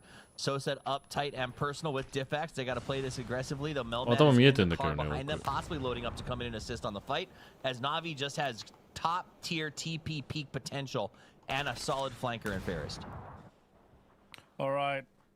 Let's see if they can actually get this kind of swing around before everyone else starts sniffing and kind of pushing towards their sides. The Nemesis is hoping to be that last season team. Shots are actually coming in towards them, potentially from Gen G. Yeah, look at the lines in the minimap. Shots are coming in and they have to figure out, are we going to get backfilled here from a Gen G or other team? They obviously don't know them yet. They could be disengaging here. They are actually jumping into the cars and disengaging and trying to take some of the more eastern sides here. This is smart. You want to be that last team coming in from an edge when you're playing edge already. You know, for two things. First off, that Gen G shot definitely convinced them it was time to go, okay, while they still have tires to do it. They leave. The other thing that I liked about that was Na'Vi did not show what I have been seeing as a trademark aggression, willing to just sort of send Hagatory over and look to get the kills, because I think they're now aware of just how powerful the third parties are. They said, you know what, we're going to leave Nemesis on the other side of this hill, and hopefully they get backstabbed. Like, that's our goal here, is to force other people into awkward fights instead of getting involved with them ourselves. So good pull off by Nemesis, but also good solid defensive hold from Na'Vi, a team that I'm not generally used to doing that. Yeah, smart. It's a great point to be made, honestly. 3パーティー目、漁振られる恐怖をやっと覚えたなって感じではある。FPP はそんななかったけど。TPP の初期の頃、もうあんまなかったけどね。Ending here, Toffees, but look at the teams that's already set up. We already have JDD in there. We have Vitality around the edges and T1 on the western side. With a lot of the other teams kind of north or around the edges, they're going to have to find their ways into this. Team Liquid leaving some space and trying to take this southern area. All right, love the E pick up here. I love it because it's from such a, I mean, it's just where do you go? There's just nowhere to go. We got one dragon dropping in from the sky. He's already going to take a ton of shots. T1 directly below him, but the expendables come crashing, and now T1's got to focus on the threat at hand. Duck Juice gets that knock on type as Rain tries to get the flank position. That was a drive-up knock, man. Absolutely, it has to come in and then really has to commit to this one here. Really good drive-by there for Tanwu. He's been an absolute menace so far. We also saw some great aspects of Team Expendables. And again, in a situation where they take this space and area away here, they're just edging their bets as we're going to have a northern shift. If we end up having to go away from truck stop, it's going to be absolute mayhem. T1 and likely trying to maybe get some points or maximize out of this one here, but they're split Toffees. They're one in the north, one in the west, and one on the south side. Now they're going to have a hard time getting type back into the game. I just am worried that one dragon sitting on top of the mountain over there with his pile of gold could end up collecting a bunch of kills. Smart little drop there onto the sombrero. We'll see if it comes out of it. JDG trying to save their man. Smoke lines, but grenades chase. Can you rescue? Dangerous rescue, but oh no! Oh, the rescue mission goes horribly wrong, and the rescuer, Cold 119, is knocked with the flush grenade from Batulin. Oh my god, this is a rough situation for them here. And again, with how the circle's kind of pushing in. Sure, they're central, but they don't want to commit here, Toffees. If this circle goes out of truck stop, it's a guaranteed top 8 for them. Anyone's looking to take a lot of damage here, and actually tons of damage. Intersection out in 16th place. They got completely destroyed by Team Vitality. What a great play from them. What a get hold here from the eastern side, Toffees. I will say this: anyone's legend crashing is for bumping their cars against each other like it's a state fair. was a little bit wild and set up Vitality for a nice little spray down. So they drop it. They immediately have to fall backwards because, hey, third parties are the name of the game these days. We jump over to APG and Full Sense facing off here. We got a little knock on Tigger, and he's going to be pulling back to try to get a res from his teammates. Absolutely. It's a horrible crash. APG. Oh, that's a great nade. Oh, actually didn't get cooked, so it's going to jump on. The Tulin's going to go and try to disengage from this spot completely. Maybe try to get heal off. Velo finds Perfectix with a headshot with the SLR. And now we see more teams committing to this Na'Vi side here, trying to fend off. Shots are coming in, though, connecting a lot of damage. Oh, huge nade there from Thunders onto Hagatari. The biggest names to take out on the Na'Vi team. Oh, no. That's 2 down. Jedi's going to go ahead and get the knock on Spyro, which drops him down to 2. And Ferris is in an opposition where he can't really help outside of just playing flanker. So he's going to be kind of far away. Next one comes in. Boosted going to get flushed out. Sharper Esports doing it with cars is the moral of their story. Thunder's going to go ahead and go for that heal, as it doesn't seem like Na'Vi has an answer to this crash. いやー、なんだこれ。西側の集落まだ空いてるよ。So it's going to be rough for him. Thunder swinging around here. He's going to be absolutely flushed out. Well played by Earth's Apalui and Sharper. We did have a southern shift here, so a lot of the teams in trucks up is going to have to figure their way out and figure a way to get into this circle without dying on the rotation. Simon T, though, he's going to get pushed here from Full Sense, shotgun in hands. He finds Simon T with an easy double barrel shotgun here. Well played by him. All right, nice play there. Na'Vi got deleted. That was hard to watch, and now we see APG in a tough situation. Gen.G making a big rotation, and that's going to put them kind of in the same sphere of influence as Team Liquid. They actually get pulled off, and they might have to crash into Nemesis here, who's just off to the side. So I was going to say let's do some comms, but if Nemesis and Gen.G fight it out, there's no way they fight this. They're outside the circle, Martin. I think Gen.G's setting up shop here to maybe just hold them out. Nemesis is forced off this edge here to play in a way where they're going to have to get this engagement going. Think Soul's stops on the southern side. The other guys are just going to try to flush in to Soul's position. Salute's also prepping nature. Shots are coming in. It's going to be a little bit rough for Soul with having lost a few tires here and there. Now Salute with a barrel in hand on a Dragunov. He's got a great ridge here to push. Soulset is definitely the aggressor here in this case, as Salute is trying to fend them off, keeping this east side control here. Soulset with full 3 gear and an AUG. It's going to be difficult for Salute to hold on to. Venus had to hold Nemesis on the right, on the north side, so he's going to fall back. We see a nice little knock there from Salute as the fight goes on. They're pulling Bean in, so they're going to commit hard to this fight. Salute pushing forward here. He's up close and personal. Dodges one nade. Soulset preps another one up. Got the cook. Got the toss. Bad bounce. Goes over his head. Salute up close. Puts him on the tree. Melman's knocked. Defects off in the distance. That smoke doesn't have too much longer to last, so Salute's going to have to re-up on this one and try to call for a little bit of backup. Where's the team, he says, as he seems like he's stuck in a very uncomfortable 1v1, as both teams have support cover, but no one else coming down to fight this. And you see Haven on the minimap actually running in behind them. Could also really make it difficult for Nemesis. Maybe even a flush and knock for him could be worthwhile, but let's see now here with Gen.G. They're inside the circle except for D. He's on the northern side, kind of the anchor in the back position here, and Nemesis has to push now as the circle closes in. We're going to jump from 3 to 5 damage per second. They cannot afford to stay inside this blue zone for much longer. And Haven's going to also have to hard push here. There's Haven from the back. He gets the knock on Soulset. Meanwhile, Stay gets knocked down by Soul. And Nemesis systematically starts to fall apart. Elsewhere on the map, Full Sense is eliminated. The defending world champions dead at 14. Nemesis caught inside the blue, and Gen.G sets themselves a wall as the shrink goes directly to Team Liquid. Feeling pretty good about that one. The rest of the teams are going to make their rotation. We do see Haven go down, so Godlike is officially eliminated, and Gen.G just trying to finish the cleanup here on Nemesis as it's Diffix and Melman outside in the blue. Absolutely, and all the teams here we see, 8 teams or so in the north side where they're going to have to fight for space that I would think allows, 2 or 3 teams to be playing here. A Team Liquid with a southern shift like this here, they have to figure out, okay, how do we actually lock down an area where we're not going to get too contested, where we can poke at everyone else to kind of force them to fight, because Mahachev South like this here is obviously, with it when it's back-to-back, and I mean that we're gonna have so many teams that's congested in the north, west, and eastern side of the minimap here. So as we see T1 trying to fend off and survive this push here from Tyloo in the truck stop, there's just so many teams waiting for them to get out of truck stop. It's gonna be a cleanup fest. Shots come in though from Raining. He has the micros in hand, but it's gonna be difficult. Raining finds Lee, and now Tyloo has to figure out how to do it. Raining good. 1 rank does fan Raining, and now it's gonna be difficult for Tyloo to make more of it.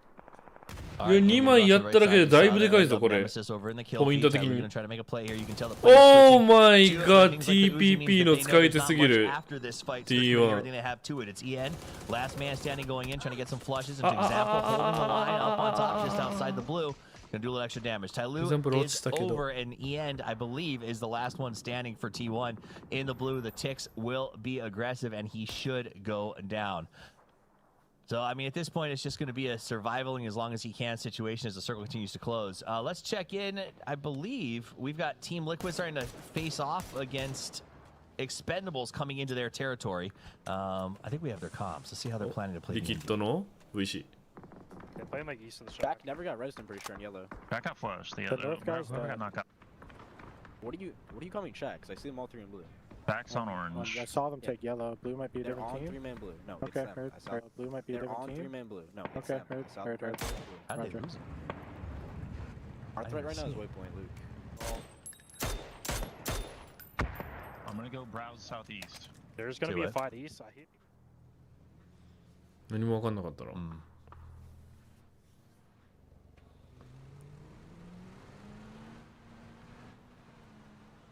All right, back into it. It seems like they have a plan. How yeah, good is absolutely.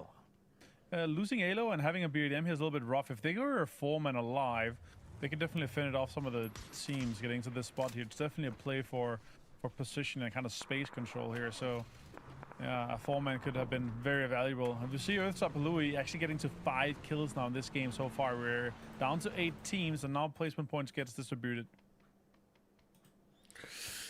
All right, there's that circle right up on. The Expendables going to have a nice center spot. Sharper, who's been playing very, very well, is going to be in a pretty okay spot as well. JDG north of them, but they've only got 2. And south is Gen G, who has been defending aggressively and now has a chance to move into a really varied circle. While it looks like there's not a lot there, the fact that there's so much up and down in these ridge lines means that he's actually shutting out a couple of some of these teams already.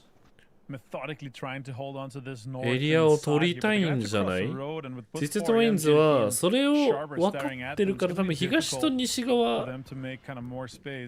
No, Earthsap Louis is more menace is coming in from Sharper as he's setting up a mortar here. This could actually be really good. This late game, the ridge that he has controlled. Salute finds Thunders though. Genji's kind of making space east of them, forcing them to be into this congested area. Nice. One day I just want to see it hit the plane out of curiosity. All right, off we goes. Oh! Top of JDG, a perfect shot by Perfectix. Nice. He was trying to dig a hole, and you know what? He says, Kakiru. let me do it for you, Perfectix. You don't need that pickaxe or your life. Here comes the rest of the team, but to him from the high ground, up over the top. いや、でかhim in the head, and down he goes. Easy peasy. でも GT が近くにいるってのは銃声と記録で分かってるんで。 And with Twisted Minds having this kind of northern side now, it makes it a little bit more rough for both Expendables and for Sharper. There's so many teams still congested towards the northern side. So the terrain is kind of working out. Perfectix is an example. Hopefully they can get a res up without getting him flushed. So let's see what the Expendables decide to do. As utility and nades are coming in, shots are coming in, actually a little bit of damage done to both of them. Gen G taking grenades for days.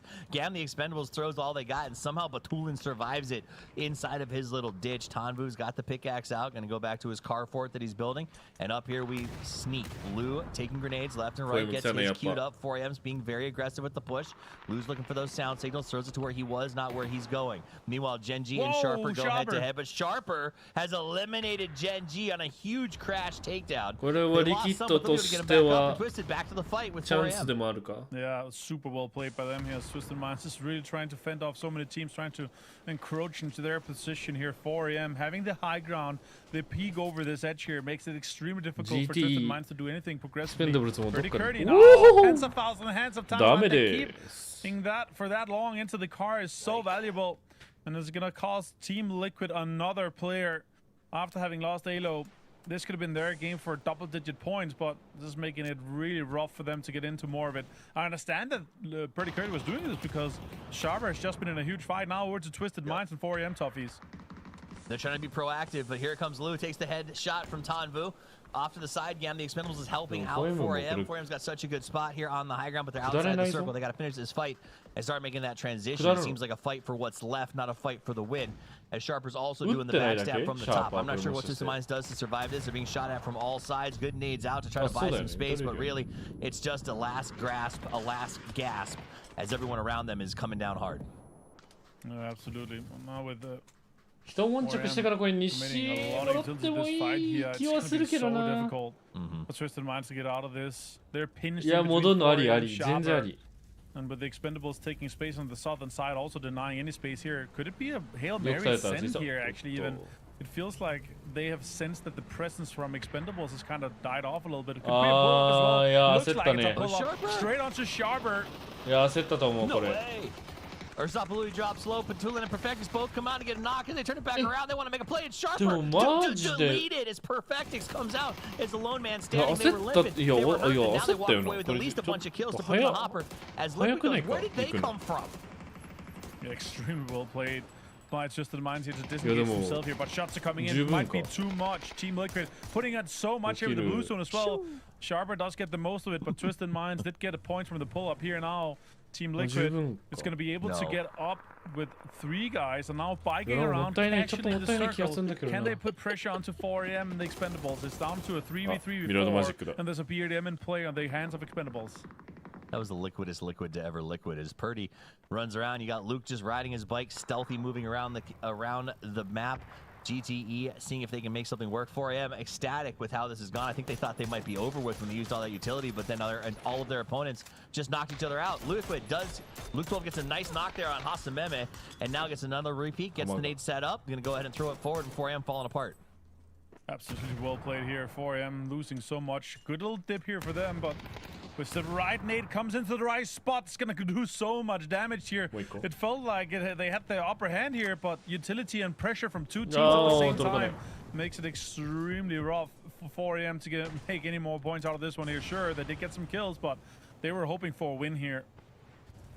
Duckjuice trying to 2-putt that pit. They're going to send the BRDM to close the shot. Rolls right in, lands on top of Winda. Doesn't quite get the kill on Spaceman. Spaceman going to be like, well, I guess I'll shoot at you. Oh! And there's the name. Puts it in the pocket. Luke gets the finish. Now it's down to Team Liquid and Expendables, a 3v3. And in the case of this, where they actually have quite the space to play, it really comes down to what does this BRDM do. Pretty Curdy has the edges here. Oh, and it's actually on fire. He's going to have to jump out here. M249 in hand. Clarice is trying to put pressure on this one. And now the BRDM destroyed. It's going to create some space on the terrain. ここの1対1勝ったらでかいけどトレードにならない。これはもう無理だ。Gets the kill on Purdy Curdy. Puts him up 3-2 versus Team Liquid. But don't worry, Luke has a bike. He's biking. これはもう打ち合いで勝つしかない。 Can he make anything happen here? They do not have the circle. They're gonna have to make a push towards Expendables. And this ridge that they have is extremely strong. And we also see a Tanu with an off-angle push could really open up and make it difficult for Team Liquid to get any more points here in this game. Luke doing some fancy peeks there. Got a little bit of a headshot. You see the flanker going off to the left side. Don't worry though, the bike is still there. Okay, he checked on it. Brings it back around. Luke 12 goes for the peaks again. Of course they got to create. Groza. Ah man, it's gonna be Groza in the hands of Tanwu and Igo. And that's crazy for Team Liquid, to be honest. Like, that's gonna be so difficult. Oh, great spray! Wow. Can you get another one onto him? Oh my god, he does it again with the Groza. That's disgusting from Tanwu. Everybody says the P90 is so strong, but Tanvu says Groza is great. Groza wins games, and that is what's going to happen for Gam, the Expendables. We thought for a minute it was going to be Liquid's match. The Expendables caught in the last circle shift and played out of that spot incredibly well to go ahead and lift the trophy. Let's get Matcham and Poro back in here. What a game, Poro. Yo, yeah, that was a pretty wild one again. Just these weird circle shifts going to places where people aren't expecting them. And, I mean, you saw Liquid, it was almost an embarrassment of riches when it came down to, like, C4, C5. They had the entire thing all to themselves. So many options on how they wanted to play it. And the one that they picked got them to second, but in the end, it just wasn't enough to overcome the Expendables. It was tough to come out of that circle that they got. I mean, at the end of the day, it really did go center on expendables. It's cut their compound out aggressively. Losing Halo early was tough. But that's what I like. Even when they're wealthy, they choose to bike to work to save themselves a little bit of cash. Beautiful plays. At least to see Liquid there, though, because for me, I have been kind of frustrated matching with Team Liquid, and they're doing pretty okay in group stages. They're making the finals and then bottoming them out. So even though they didn't win this, to put up those points and start early is exciting. Well, there was a conversation that Poro and I were having in the back. Specifically, that Team Liquid was holding the ridgeline that we saw 4 Angry Men kind of playing for the later stages of that. They were originally had a couple of players up there, and then they, if you remember about Circle, I guess 4, they opted to play the South. So Team Liquid went for a later stage positioning instead of putting themselves into more of the ridgeline defense to try to take out a lot of the people that were encroaching. So when we see a meta where a lot of teams are very like, okay, it's time to push, it's time to fight, it's time to kill kind of situation, and like Circle 4 and 5, Team Liquid's trying to lean into safety, but that also meant the fact that all the squads that were coming in so heavy just found these like little off angles to kind of pick them apart here and there, and it weakened them and made them lose that circle control in the later stage. Sharper actually had a pretty good spot on them until Twisted Minds rolled in, Martin, and just deleted them. And like, it was a desperation send, but they got a lot out of it. Yeah, they did, and also absolutely destroyed Gen G. So the amount of points they were able to get from that is obviously huge. But the name of the game so far, 2 games out of 2, insane hardships. This was a triple Southern hardship. Team Liquid didn't know what to do with it. They sent Alo out to like figure out some space here, and he got shot down. If they just held on to the ridge on the eastern side, it might have been different, but Expendables with a Groza. Disgusting behavior here from Tanwu. He's going to be able to get 700 damage and 3 kills. A lot of that, 2 of those kills, I think, coming there at the end with a beautiful Groza action. Again, that gun is just ridiculous, but in his hands, it is even worse. Congratulations to the Expendables. Defending 2 years ago, PGC champions, putting up some big numbers. Right, you gotta remember how long it's been. 10 years, man. You gotta keep track of all these PGC champions. It's tough, but again, it has historically been a fascinating run where you seem to do well at a PGC and then fall off the year after. Poro, this happened with these guys, I would argue, and it seems like Tanvu in particular is kind of firing back up as we hit the tail end of this year. Yeah, it's not been the greatest tournament for the Expendables there. As we see, oh, look at that. Earth Zapalui, man of the match. Hold on. Let's take a second, because we never get to see Earth Zapalui up here. Man of the match, 6 kills. Sharper had the hustle, and I'm going to go to Matt here because he was loving on some Sharper earlier today. So I'm going to give it to you to talk about the hype. Specifically talking about this guy, man. Like, he was kind of tricksy at different stages as we saw him play through the past, like, year or so. But it really does feel like the last month and a half, maybe even 2 months, he's starting to find like a more confidence in his play style, and it's starting to get some decent returns from Sharper. It's allowing them to fight out of situations that they couldn't beforehand. Like, sure, they didn't necessarily handle the best on their defense whenever they had the cars roll up on top of them, but that was Earth going down first in that situation. When they keep him alive, man, they can make it into the later stages. Save the Earth, and all will be well. All right, let's talk about the leaderboard. Break it down. Match leaderboard looks like it's pretty good for GAM the Expendables 17, but the overall leaderboard after 2 games put T1 at the top at 29. Pearl, why don't you break down the rest of this leaderboard for me? That's still back-to-back top 4s for GAM, the Expendables, and Twisted Minds. So that is a very, very good way to start the day. Obviously, T1 kind of riding on the coattails of that first game win, but they did make top 8 with 5 kills. So this is good news. Again, talking about the fact that you have to kind of get a good start in these 5-game sets if you're going to have any hope of making the top 8. And it's all about getting to the top 8 so you can go to the grand final. We have multiple past world champions in this lobby at risk of getting knocked out, and they need to turn that back around with 3 games left to play. Guys, we're going to take a short break, and as the team sort of prep for how do we deal with these last 3 games that are going to absolutely be incredible race and super important on the road to PGC, I believe we're going to have a chance to check in with Perfectix from Twisted Mind, a team that has to make it work. Hello everyone, we're having Perfectix from Twisted Mind with us here. Let's say hello to the audience. Hello. Hello. Yeah, because you're like taking the lead in the leaderboard right now, qualified to the grand final. Do you feel happy with your play so far? Yeah, of course, we feel happy. First 2 games was good for us, but we need to keep on and get more points. Let's share about more details. For example, the first game, you're hiding under the bridge. So in our opinion, it's kind of a little bit like under pressure from everywhere. So how could you guys like hold in that place and finally get a lot of points? Yeah, I mean, it was a hard decision to use EP, and we thought about also the building where T1 won the game. Yeah. But we saw the people there, so we decided to fly under the bridge. Yeah. And it's not was so pressure. All you need to do is not get knocked, and you need to just wait a moment when you can farm or win the game. That's all. Thanks for sharing. It's like it's worked so well. So still hope you guys can play well in the following games. Bye bye. See you in games. Bye bye.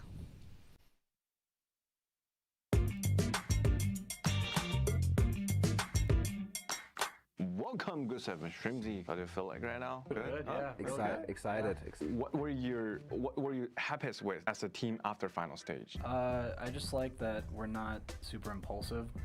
Like whenever we make sporadic plays, it kind of goes bad for us, but whenever we talk about things and do things together, then it goes pretty well for the most part. The game has changed a lot recently and we need to adapt. Like what's something fans always assume but Falcons doesn't completely wrong?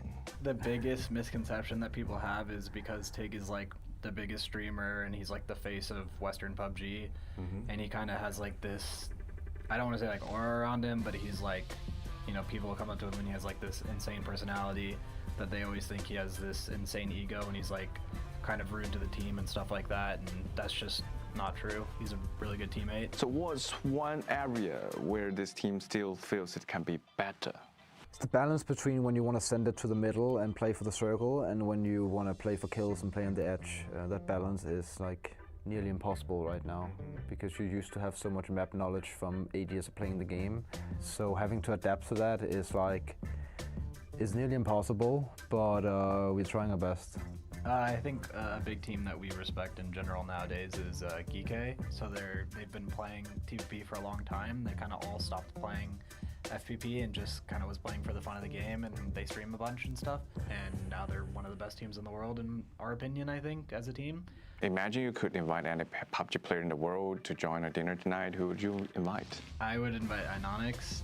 Me and him have been friends for a long time, and we did a jersey swap back in 2021 at PGIS. I would choose my old teammate ITZY. He's an ex-FaZe player. He's just one of my best friends and I miss him. We are looking forward to seeing what Falcons can bring to PGS9 and beyond. Best luck and better thanks for you guys. Bye. Thank you so much. Fueled by the same passion as esports athletes, ZOWI continuously develops tailored products, empowering gamers to bring their best out. Today, we are launching the all-new XL2566X Plus, which uses the newly developed Fast TN panel and upgraded Diac 2 technology. The new monitor series continue to evolve, refining details to ensure players can perform their best consistently in games.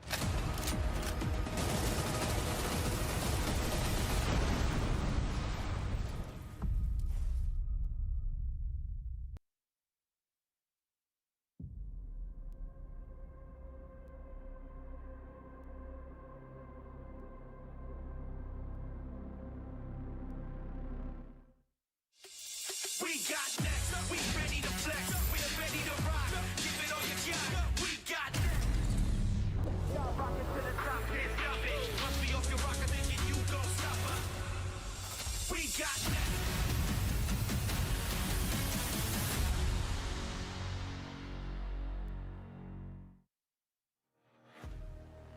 Three games left to say I deserve to be one of the 8 that gets to go to the grand finals. It's the last 5-game series of this PGS circuit here at PGS 9, in which the bottom 8 teams will just be done. That's the end of their run here, as the top 8 will get to go on to those who had the highest collated score from PGS 7 and 8. This is PGS 9 from Shanghai, China. My name's TWIS. I am joined by Porosaurus Matchum and Martin, or as you know him, Avenger, as we continue to talk about the day. 2 games in, what's your take on the day, Martin? Hot shifts, and pull-ups in a way where it's like, okay, these guys are really enjoying the current meta where it's easy to drive by and there's no RPDs and M249s that's destroying your experience. And also the way that we see some of these teams, you know, do these both the pull-ups but also e-pickups into great locations and so forth. But the pre-drives, the planning from some of the teams has been amazing. You could really see it from T1 so far, and also, of course, Gam the Expendables were able to put themselves into some great spots, and they feel and they kind of sense the lobby where there's space, and they take space where it has been given, especially in the last game where Liquid gave up space and they took it away from them. Again, the Expendables the 4th and a 1st place, respectively. Twisted Minds is in 3rd with 3rd and 4th. They've been consistent, but the 8th place is the cutoff, and right now 8th place is on 8 points, and it's down to 5 points for 15th. So it's still really anybody's game, but this is your chance to make the statement, to put rubber to road, and to start the path back into the leaderboard. This is where the big points for PGC come alive, and you better not chicken out when it comes to getting dinner. It's time to Tego. Let's send it over to our casters, Matchum and Porosaurus. All right, let's go for it. Yeah. Okay, so talk about this. You've been talking quite a bit about like the need for consistency at the start. Well, we're seeing that from 3 teams: T1, Gam the Expendables, and Twisted Minds, and definitely not Sharper, who just had a very good last game, but the game before that was pretty bad. Are we seeing a bit of a point sponge at the top, and could that affect our cut lines? I don't think so.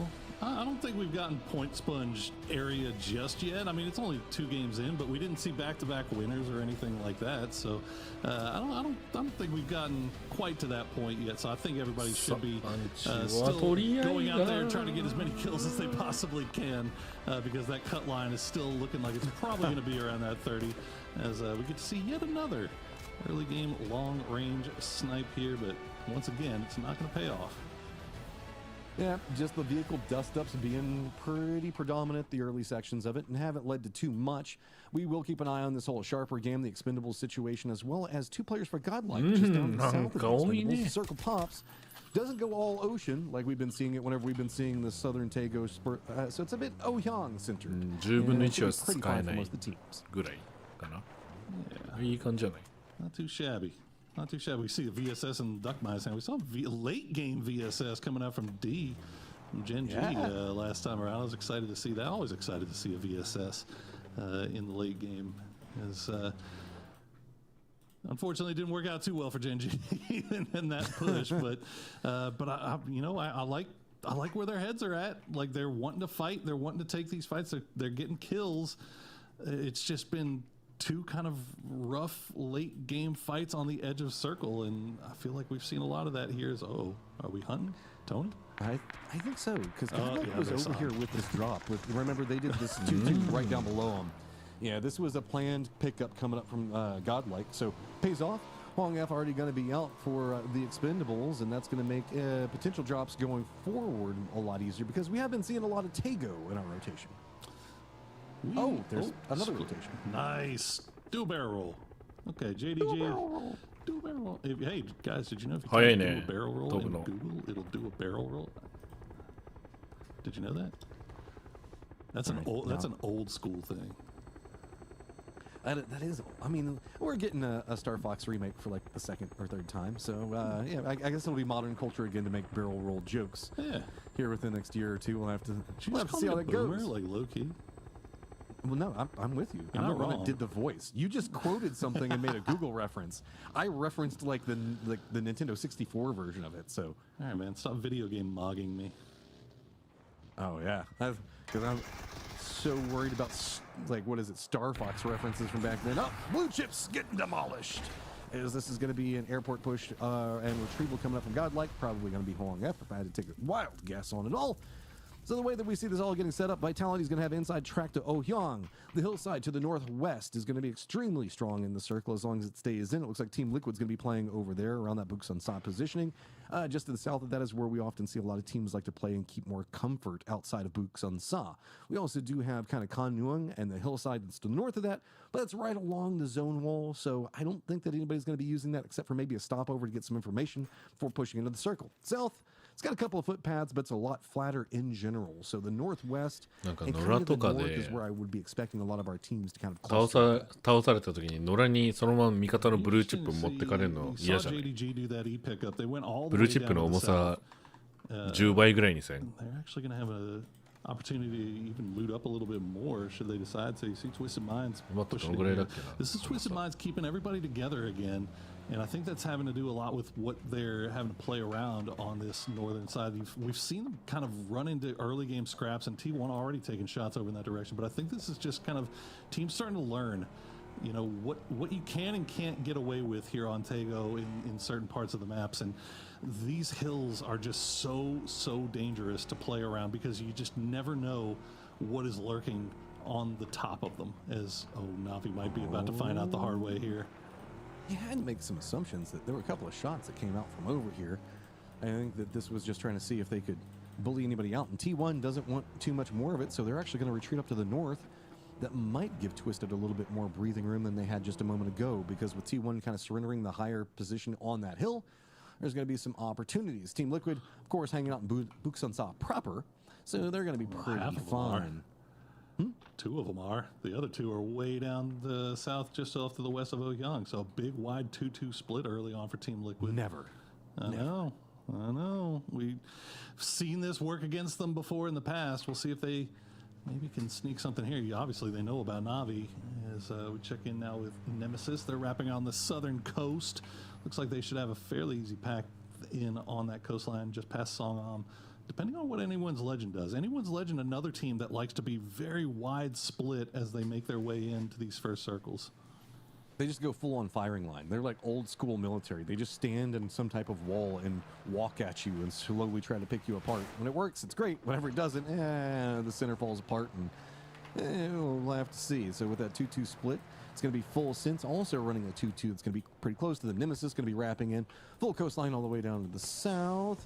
So Yongchun belongs over to Alpha right now, and they've been kind of chilling here for a while. Maybe この序盤の MK は強いんじゃない？ But Soul is actually kind of going over here. I think he might be expecting it to see maybe he can get a couple of shots, catch something for free.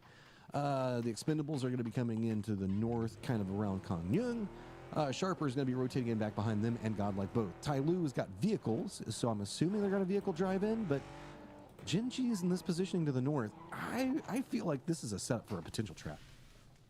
Could be, and I mean, especially given the way that Genji's been playing, where they don't seem to be averse to going for these early game fights. Looks like nobody can third party you if you fight out that far in the circle, right? Yeah. I mean, well, that's the thing is like they're not averse to going for these early game fights, but they also tend to get bogged down in them a little bit, and we'll see if it works out that way for them here in C1. It looks like they're going to pull away, so Alpha will continue on their merry way off to the north. Genji will just keep on going towards the south, but Tai Lu's still up there off to the north as we check in with them making their way, and it looks like everybody's kind of avoiding each other for the most part early on here, but Nemesis is starting to make their way through. We do have their comms, so let's hear what they're thinking about as they break through this Anyone's Legend full sense barricade. そうだよね。英語じゃないよね。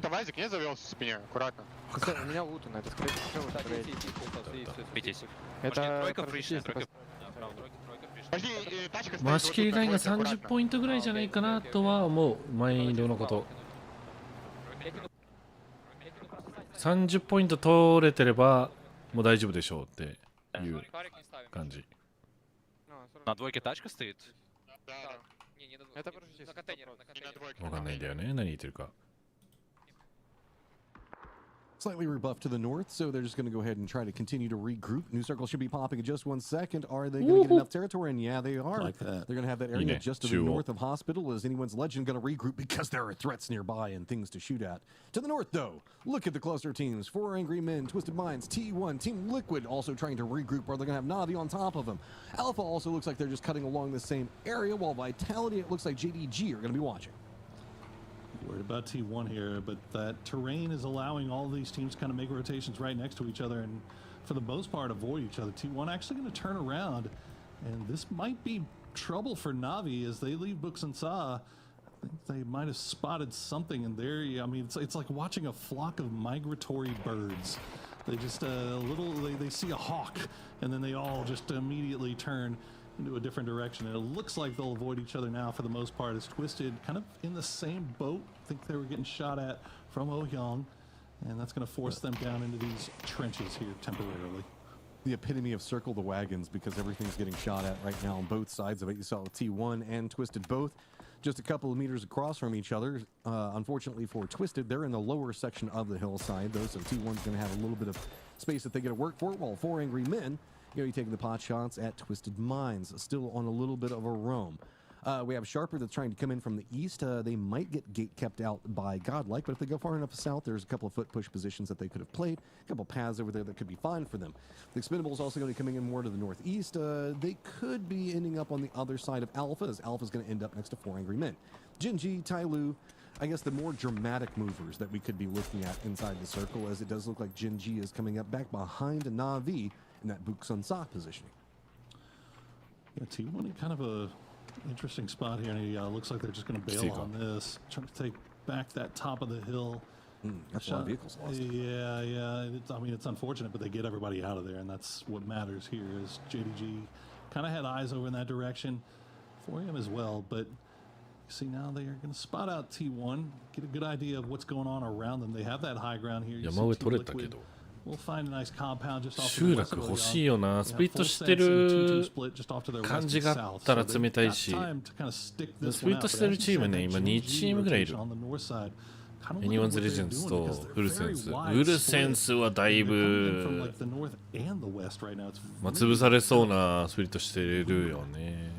It feels like they're trying to set up a net to find a team that's maybe a bit more clustered in NAVI, the teams that are playing around Buksansa. But that's going to be a problem because look at Beam. He's very isolated over here to the north. All of Tyloo is going to be cresting this hill in just a little while. They're going to spot him. He has to regroup, and he's going to have to go all the way around Buksansa. Jinji, though, probably just going to try to keep an idea on what's going on with NAVI, but they can keep NAVI corralled over here, and that's going to force them right on top of T1, who now has to hop in their vehicles. They've got to make for a move. New circle's going to pop. How's the timing? Is it good for T1? It's decent enough as everything's going. Oh, yeah. あら、フルセンスのスプリット意味なくなった。Send it. I imagine they'll probably send it. Mrs. Sharper は外れるのは大体分かってたと思う。JDG is kind of on the clock. They've got eyes on multiple different directions. So T1, they're getting shot at, sure, but they're only getting shot at by one member of JDG. 1、2、3、4、building just on that southwestern side. Anyone's Legend just off to the east. You see a number of teams kind of shooting over in this direction, but just not enough focus fire. And T1 will survive for now, but full sense has arrived. Yeah, especially Tigger on that position right next to him could cause a massive problem. He's just waiting to see who's going to step back out onto this.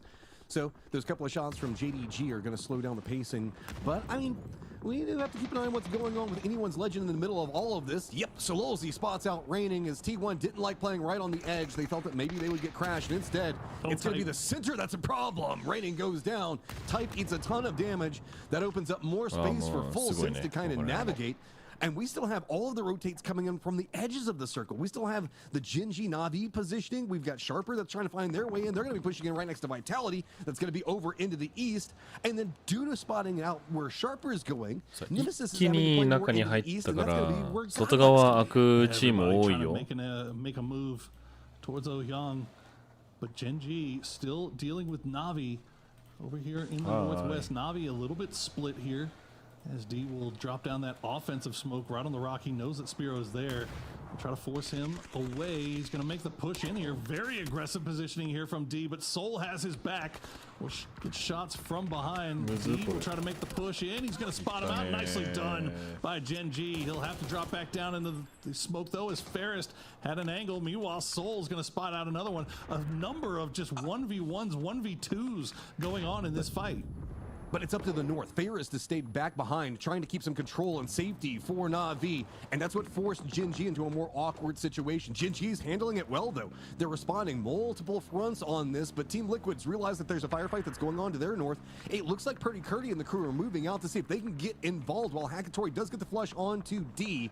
Salute, very few options. Now it's just going to be sending it in a little bit more right into the face. Hakatori takes a lot of damage, but that's going to be from Team Liquid from behind. Bean gets the last shot and gets the knock on him.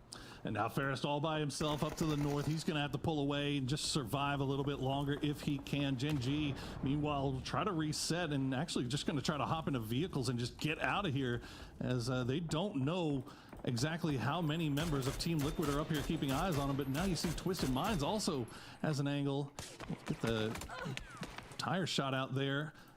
But Soul will force Perfectix to pull back around, so Gen G should be okay, but that new circle is going to pop, and they are not going to be in it. Okay, so Oh Young keeps a lot of it in play, so Twisted Minds Hillside. シャーパーいいとこ取ったんじゃない？ From Na'Vi, Gen G, スペンドブズ Team は Liquid, ま they've all あ got to move. タイプ Sharper's G going to み quickly たいなも regroup ん right か on the outskirts of Oh Young.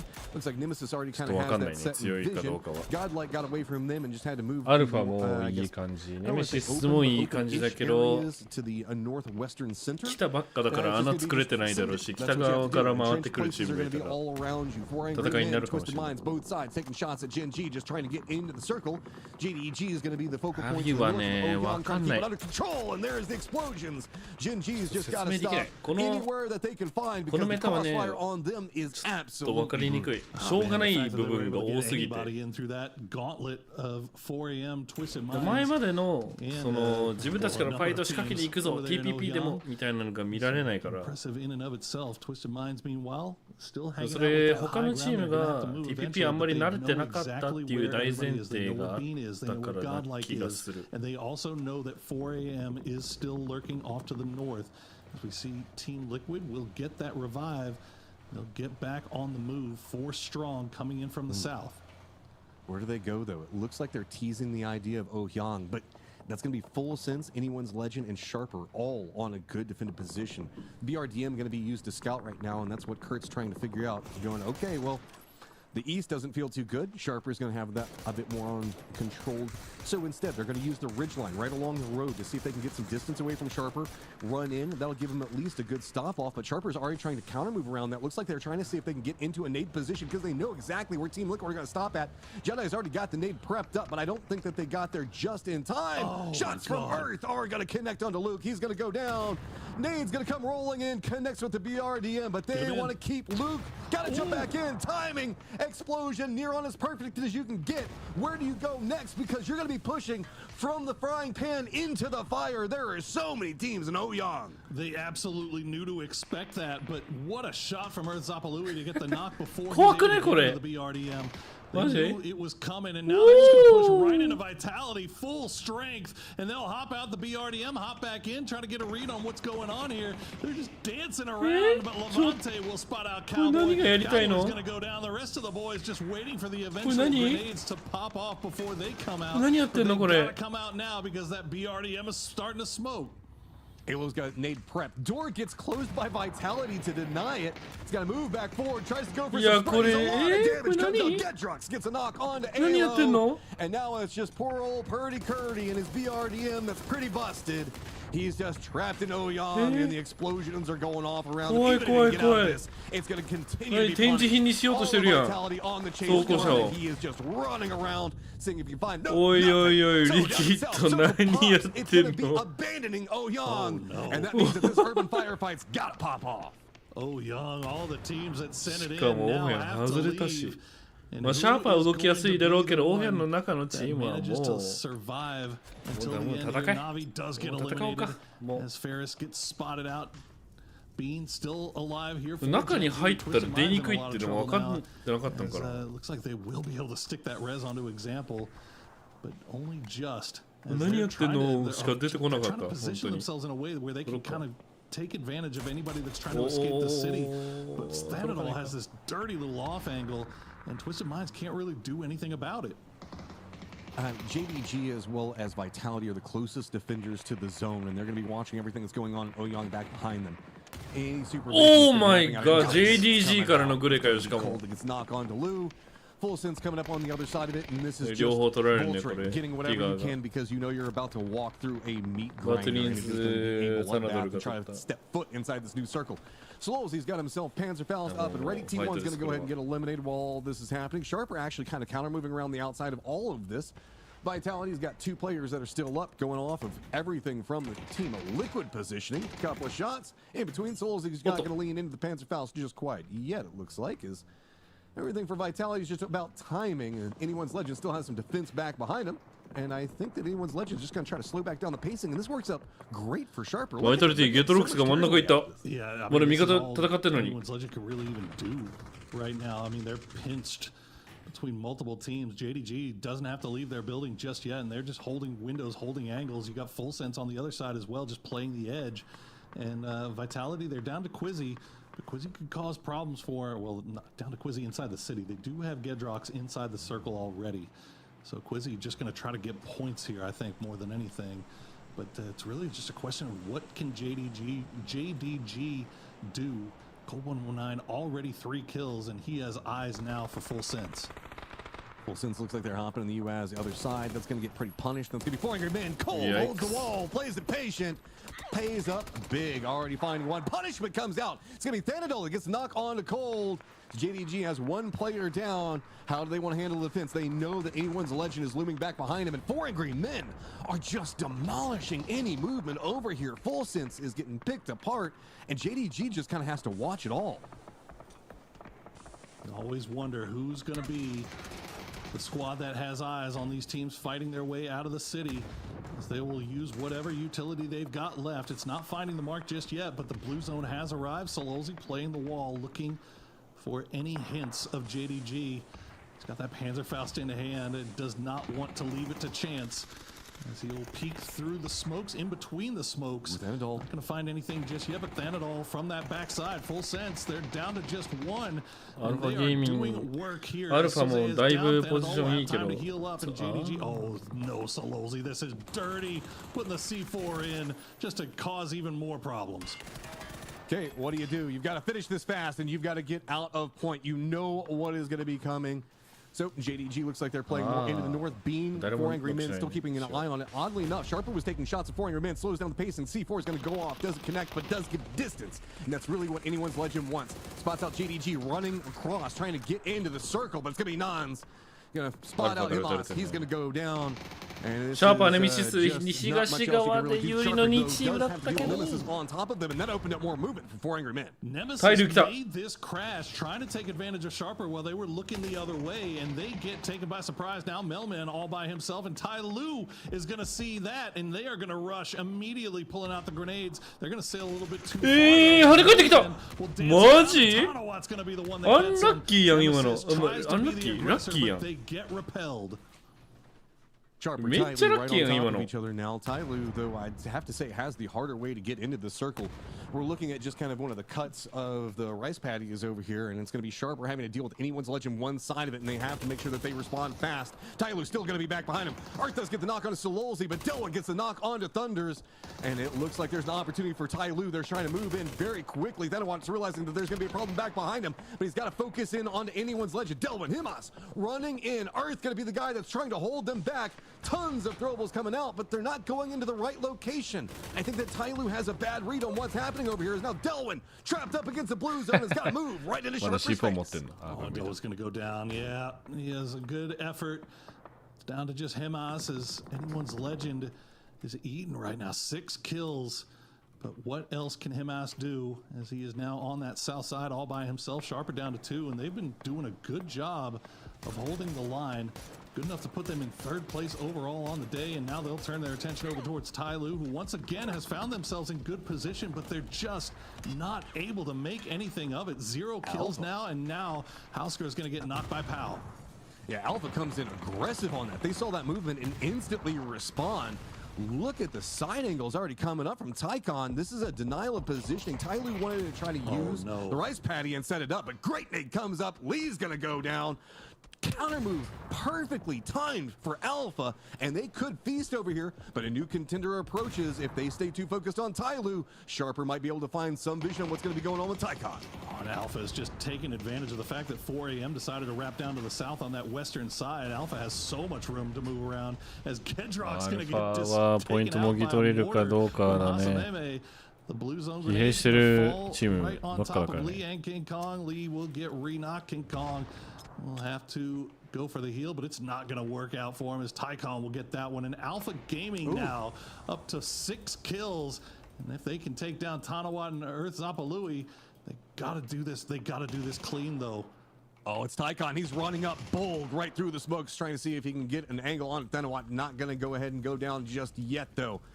Timing, pacing, slowing off. Earth's going for a counter move. Other side of this could be a bit of a pinch if Alpha just runs out too much. Problem with it is the person that's going for the pinch on one side of it is Tycon, and you will have to deal with him face to face. It's always problematic. 4 Angry Men getting more control over the west, now starting to swoop in and hearing this firefight. Looks like they're positioned to go after Sharper. And I like this from Alpha. They saw 4AM go for that move, and immediately they call Tycon back. They say, look, we've got 4 alive. We weren't able to get that kill easily, so pull back. Let's play for the win here. As 4AM is taking up all the space on the south side. They're trying to come alive here in the late game. Already 5 kills for themselves, but they've got Himas. They've got Ursapalui and Tanawat down there on the south as well. I don't know if they know exactly where Himas is. I don't see any of 4AM's Doritos looking down towards the south. They might have lost track of him.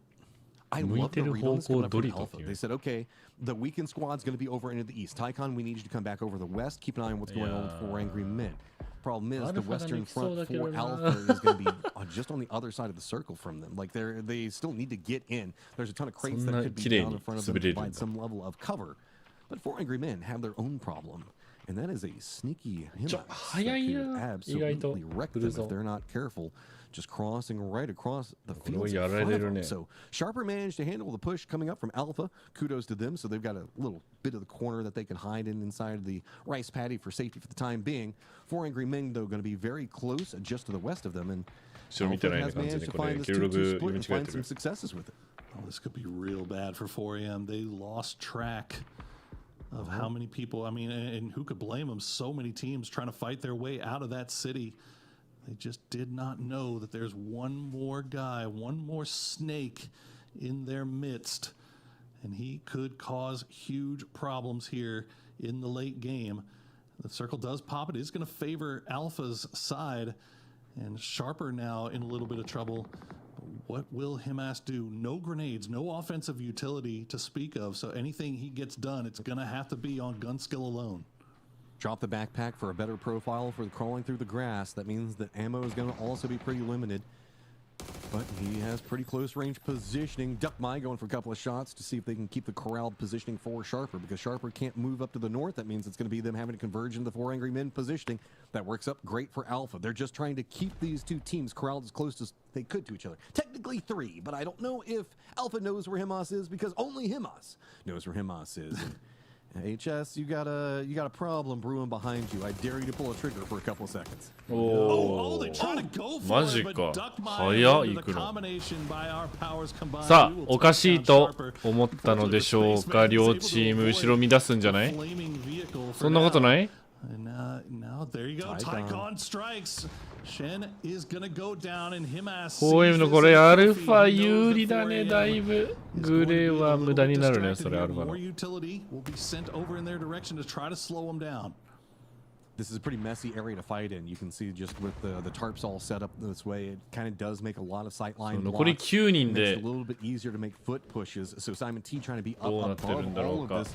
Looking down on Spaceman, gets some damage with Panzerfaust. It doesn't quite connect to get the knock. Himas, though, is just going to be watching back behind this and realizing the explosions. Look like his focus is going to be over on Spaceman. So 4 Angry Men starting to get more control over in this western area. They're trying to push along this line, see if they can get these nades to connect bounces. do get a little bit of damage, but not as much as they want. Winda's down into the south, having to compete with the more southern duo for Alpha, as everything's going to be going down into that center dot position in just 1 second. Everything's starting to be pushed over here. Does Winda? I don't know if he saw him or not. Otherwise, he would have gone for the shots. Oh, you have to think so. He was jump peeking. He looked over there like he was maybe spotted something, but did not commit. So maybe just baited himself out here. As Himas still able to move in. He's got the flashbangs ready. Going to continue to send them over in their direction. They have no idea where it's coming from. And now he'llそっちなんだ、そっちなんだ、打つの。 But that's going to be immediately traded out by DuckMy. Alpha helping out 4AM here a little bit as they will try to return the favor with grenades. Trying to hold them off the push here for 4AM. おーっと Gonna go down now as Shen will この get ノックはで revived. かいぞ。 Okay, Alpha, do you play this aggressive or do you give them the time? It looks like they're a bit nervous to try and make this cross. They would just want to lean into the range, use the dips that they've already got set. A ton of smoke down for 4 Angry Men, but only 2 players up and moving. Nade starting to come out, rolls close to Alpha. Not enough to get the knocks. Spaceman on top, gets vision, doesn't get a knock. He's instantly punished. 1 HP just trying to stay alive up there. And Wind is bled out. Shen is right behind him here. Spaceman, as he said, still on that high ground. Not even going to go for the heal. Going to go for the knock on Simon T before Tycon takes him down. And now it's a 2v1. DuckMy and Tycon versus Hasameme. The spray comes through. DuckMy very, very low, but he doesn't get the knock on Hasameme. Oh,危な。 There it is. That is going to be Alpha picking it up at the end. A great read on the circles. Great defensive positioning. You got to give it to 4 Angry Men. They tried there at the end to make something back, and good old Himas making it in the later stages always makes things fun. Let's tag back in ourselves a Toffees and Avenger to give them a take on what they saw in that last round. One must always be afraid of snakes, and in this particular instant, the Himasp comes out and bites them from behind. He snaked through the grass. He caught them from behind, and Cleopatra's curse was too much. 4AM tried. They put up a noble defense, but Alpha, after they pulled off of that fight with Sharper, Martin, I think they just found a good spot, and I felt like that was just their game from that moment on. Yeah, it was, and what a difficult circle as well. They're almost baiting ending here for Ouyang there. It makes it difficult for a lot of teams to kind of get into a better spot here, but APG, man, holding onto that compound on the high ground and then kind of flushing it. Alpha このドンカツで So well played, executed by them. だいぶ楽になったんじゃない？ When you get a strike from a snake like that, Herald's is going to really capitalize on it, and APG did it for sure. I thought they knew Poro. Qianchan looked back for a second, yeah? He was like jump peeking, but the grass was just too thick. And I thought Himas was going to get the double too. I think he pulled off that spray a little bit too soon, thinking it was a, good old Himas would have had the knock by now. I mean, credit to 4AM. Like, they immediately turned on that. Like, to have a snake just kind of show up in your midst when you're not expecting it. The fact that they were able to turn on it that quickly and take care of that situation was pretty good. And they were able to almost reset off of it. They got the res, but it was just kind of immediately followed by another knock. So, as you said, Alpha just had great position there towards the late game. And even still, 4AM gave them a run for their money. Yeah, I will say, I got 4AM starting to get everybody back up, Matt, and I felt like maybe Alpha was going too slowly. I know they had the center of the circle, but it did feel like they kind of gave 4AM a chance to almost reset. Yeah, I mean, with the damage that was done, it did feel like there was a world where Spaceman might have been able to turn that around. Whenever he got up on top of the tarps, was trying to creep his way forward. But you could see that 4 Angry Men were trying to use the train to advantage, and that's why they were fighting to get over onto this point. So if maybe Imas wasn't back there might have been a world where 4 Angry Men could have fought this one back, because Alpha was leaning into gun skill and angle control, because you can see they didn't want to push the tarps, and that could have been punishable off of that high ground approach. But I mean, in the end, it's just all of the factors stacked up, and it's going to be Alpha Gaming getting an extremely high kill count game. Tycon still getting shouts from his old teammates. 6 kills as he comes out on top. Probably going to be the man of the match as they walk away with a good win here. DuckMy, S. Surti, as he will always be in my heart, Simon T, and Pau coming out and putting in some work. Pau just basically support rolling, but he seems to always be there when they really need him to be in those anchor spots, Martin. Yeah, for sure. I mean, looking at this post right now, usually I go pow, but he says shh, don't go be so loud here. So it's just gonna be pow for now. And looking at Tycon and the man of the match here, it does feel like it shimmers of PGC Dubai, doesn't it? Like, I really dream of what could have been if Tycon continued that kind of road that he was laying out 4 years ago. Yeah. It's the problem is how, Matt, we constantly are saying, like, it looks like shimmers of the old Tycon. Some are like, it looks like shimmers of the old Little Ghost. Like, there's just too many players that have this pedigree of, like, we know how good you are, and now we're sad when we watch you so often. Well, that's the thing, is Tycon, like, whenever pressure's on, Tycon can find a way to kind of, like, really rise. But it feels like whenever things are supposed to go great for Alpha, they go bad. And that's what's so confusing about it is, I guess the messier the game gets, it feels like the better that Tycon plays. Even if you look historically, like his big solo clutches are whenever everything's kind of all falling apart for the team and he's got to make this big hero play.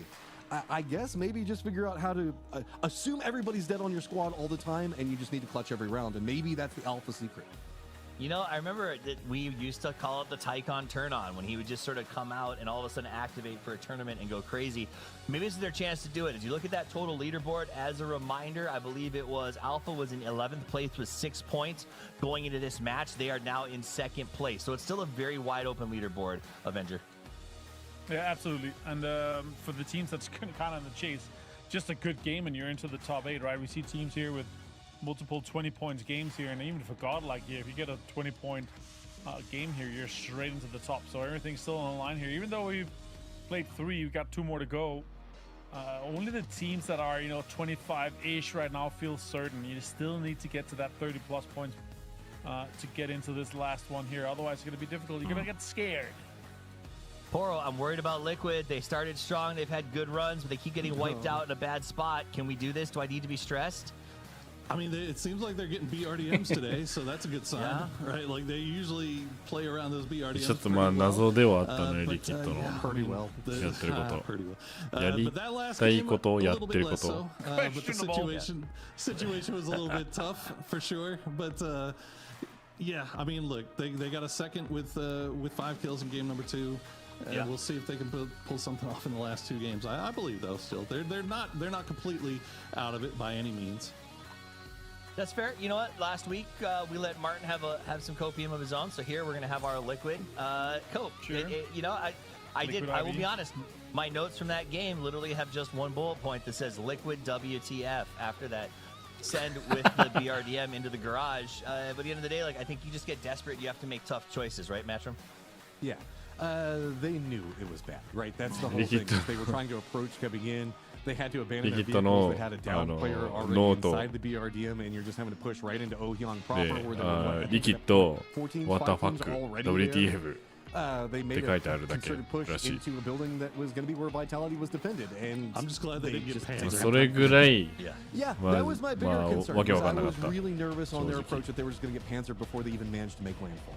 Well, game 4 is about to get underway. You saw Godlike getting pumped for this one, and that's because they are ready to rondo. As we said, Matchman Poro back to the green room. Myself and Avenger are going to stick around to have some fun, but this is the moment. If you are below that cut line, or actually anywhere outside the top 4, you need to get pumped because it is actually very, very close down at that lower limit. 8th place has 8 points, and then 9th has 8, and if you go all the way down to 16, it's not much better. いやマジであるからな、どのチームも今。ドンカツできればいいんだよ。8位のチーム8ポイントだっけ？ just go ahead and save and pick up 2 team wipes, you're in the top 8. Yeah, absolutely. It's still anyone's game, anyone's chance to make it into that top 8, and you want to be into that top 8 because tomorrow a best of 15 $300,000 final, 120 PGS points for first place, and that would put you straight into the top 8 of the current PGS point standing. That would put you in a situation where you go straight to PGC, the most PGS points that has been given out so far this year, and we only have 2 final weekends of those, and now we're straight into a hot drop, I would say. Right now it's Godlike and APG. After APG stopping having this many points, they're gonna just commit everything to it. They're going ham. It's APG doing APG things as Simon T goes ahead and gets himself the Tommy gun to open the fight. He's going to lead in. He's got the head-to-head right here. His opponents do have a little bit of stronger firepower. Fauna Heaven open up big, and Simon T and Duck My dropped right away as they land and pick up. Yikes. Really just overwhelming firepower by comparison. It's another classic from hero to zero here. これ APG あれや just ね two ゴ players ッ now ドライ down. Tiger's ク gonna have to figure out, do we go for a rest? Sure. いやこれ There's a さすが recall にゴ station ッドライ here, クの but 妨害 Godlike's しに just 来た gonna take ん the じゃな car い and なんで4人 destroy で it. 結構来なか Surely ったんだ they're よ already holding on to this one here, 29 ポイントも That's ですよ gonna やり put たい them 放 2 題だよ points ahead 正 of 直 NAVI as they were just tied with those guys. And you said it yourself, Toffees, here in a situation where if you can get this snowball rolling from the get-go, you're going to be absolutely blessed. And looking over on the map here, they actually are not that far away from the circle. They could definitely get this rolling. We do have NAVI, Twisted Minds, and T1 in and around Test Track, and NEX Factory, and the Test Track split that T1 is holding on to. A lot of teams are going to have to fight for space here in this game. I think it's interesting that APG was willing to let 2 players go in and just make this hard fight right out of the gate and then not have the rest of their crew there. Obviously, I think they think, well, if you win that 2v2 here on the outside drop, we'll push in and support you. It's a fascinating decision as APG is not here. That said, Godlike is going to have to loot as if they are and expect them to possibly come back and cause a little bit of trouble. APG, I'm not sure that they're going to do that. As we get the sky view and can see just how little contest Godlike has to deal with after they wipe out those 2 APG players. Really great delete, super fast wipe, and an easy play from them. Circle comes out right smack in the middle. Could not want a more fair circle than this as we're so close to the end. We are, yeah. Now まあ we've ま had あ a ナ hard ビ shift all は day. Surely, 超絶 I 不 mean, 調 we're not gonna get another hard shift here, right? Toffee's bot, and he's just yelling at them. I love that. That's funny. Get in here, get that done, and they're like, yeah, but have you seen the leaderboard? We're 20 points ahead of you. We'll probably make it to the finals. And then the last game, they got third party by APG. You know, don't celebrate too early. I like to believe that there's like a leaderboard in the stadium that they're just like, he just pointed at. It's like, yeah, look. Leaderboard maybe. Right? All right, so let's take a look back at the last game. 罵声浴びされてると思うんだけど、もしステージで順位表示されてるのがあったら、罵声している途中でその罵声されてる方がリーダーボード指さして無言の圧で私たち20ポイント上ですけどみたいなあなたたち8位以内に入れるんですかみたいな確かにそれマジで思うよ本当にあったら Hello, 你好 Wow, good. How confident do you have to like qualify in the grand final because it's like only 2 games left? We're really confident because we had 1 chicker at game 2 and then we got like 34 points. I think we need to 10 more points to go in the grand final because it's not like winner state. You don't have any point, you know. Yeah. Yes. So we just need to into the top 8, so it's okay for us. Good. So that's over the past 2 weeks. I believe that you've learned a lot. Can you share about what you have learned? Like the past 2 weeks, we learned a lot about way to go to the circle, more team working, and then we have more argument with together because it's a team. We need to connect to each other, so we need to know more about our teammate. Yeah, actually, a healthy argument helps a lot, actually, and we can see that you make a big progress. So we'll see you in the games. Bye bye. Yeah, bye bye. Illuminating interview as we get back. We've been fighting a lot, and it seems to be like sometimes it's good. It means you guys are fighting way too much that they're noticing. Yeah, maybe that could be the point here, but they've had success today here, and on 25 points currently, that's going to be them pretty comfortably into the finals if they don't go out with 0 points the next 2 games here. And even so, with how strong they've been in other survival stages, Toffees, I'm certain that the Expendables are going to be able to make their way in there. As we jump over to Godlike, that just got their 2 points out of the 8 they were so happy about those 2 points, though. Yeah, they were so happy. You see how excited they were? You see how much they celebrated? I hope this see how really hard the opens lobbies up. have been for them? 2 kills here is a win, man. Yeah, that's it's gonna increase your total points by 33% after that. That's just huge. But still, the snowball effect that could really get them, and the moral boost. That's really what I'm looking for. And this is the next game here. Otherwise, they are gonna have to bow down. If we go out and kind of look at the current bottom 8, what team do you think in the next 2 games is going to be able to get in and kind of lock that space down, TWIS? I'm curious as you see the rotations coming in. I mean, traditionally you'd say NAVI, right? But absolutely not at this point. I mean, I think that I think Gen G is one of those teams like they could have if they get a decent macro and they get lucky and not picked up on rotation and they go 4 strong, then I think they pull it off. And my other one is I think Vitality has always got that potential. I just don't, they haven't been living up to it, but that's a roster that knows how to play. And if they play good, strong rotations, they could win on averages. Yeah, absolutely. As we jump over to them. Yeah, they could win on averages. We could see that happen here. It comes down to this game specifically because you're having that pressure on that last game. And usually just sure you win that last game, you're going to get in, but you don't want to rely on having to be that last game here. And Vitality, they've been a strong team. Pretty surprised to see them only 11 points. Maybe not as surprised as I'm to see Navi on 6 points after 3 games. From here in match 4, they've not seen anything. Now Nemesis currently the 8th team cut off with 16. They need to win this one here, and it's against Scam. 10ポイント必要って言ってたからね。おー。DuckJuice, oh my! As he gets the double, Nemesis in some trouble.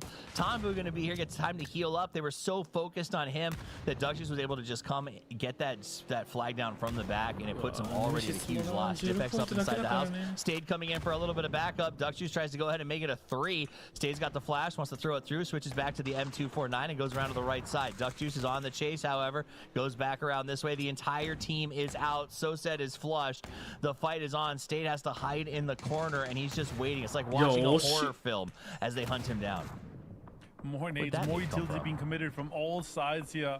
Wangref also trying to support. Shots are coming in here. The drive-by is happening. 35 HP here. It's going to be easy. More shots coming in. 綺麗に。 And Clarice finds different. マジか、ネメシスあと1試合で15ポイントぐらい取らないといけない。 Put them on 28.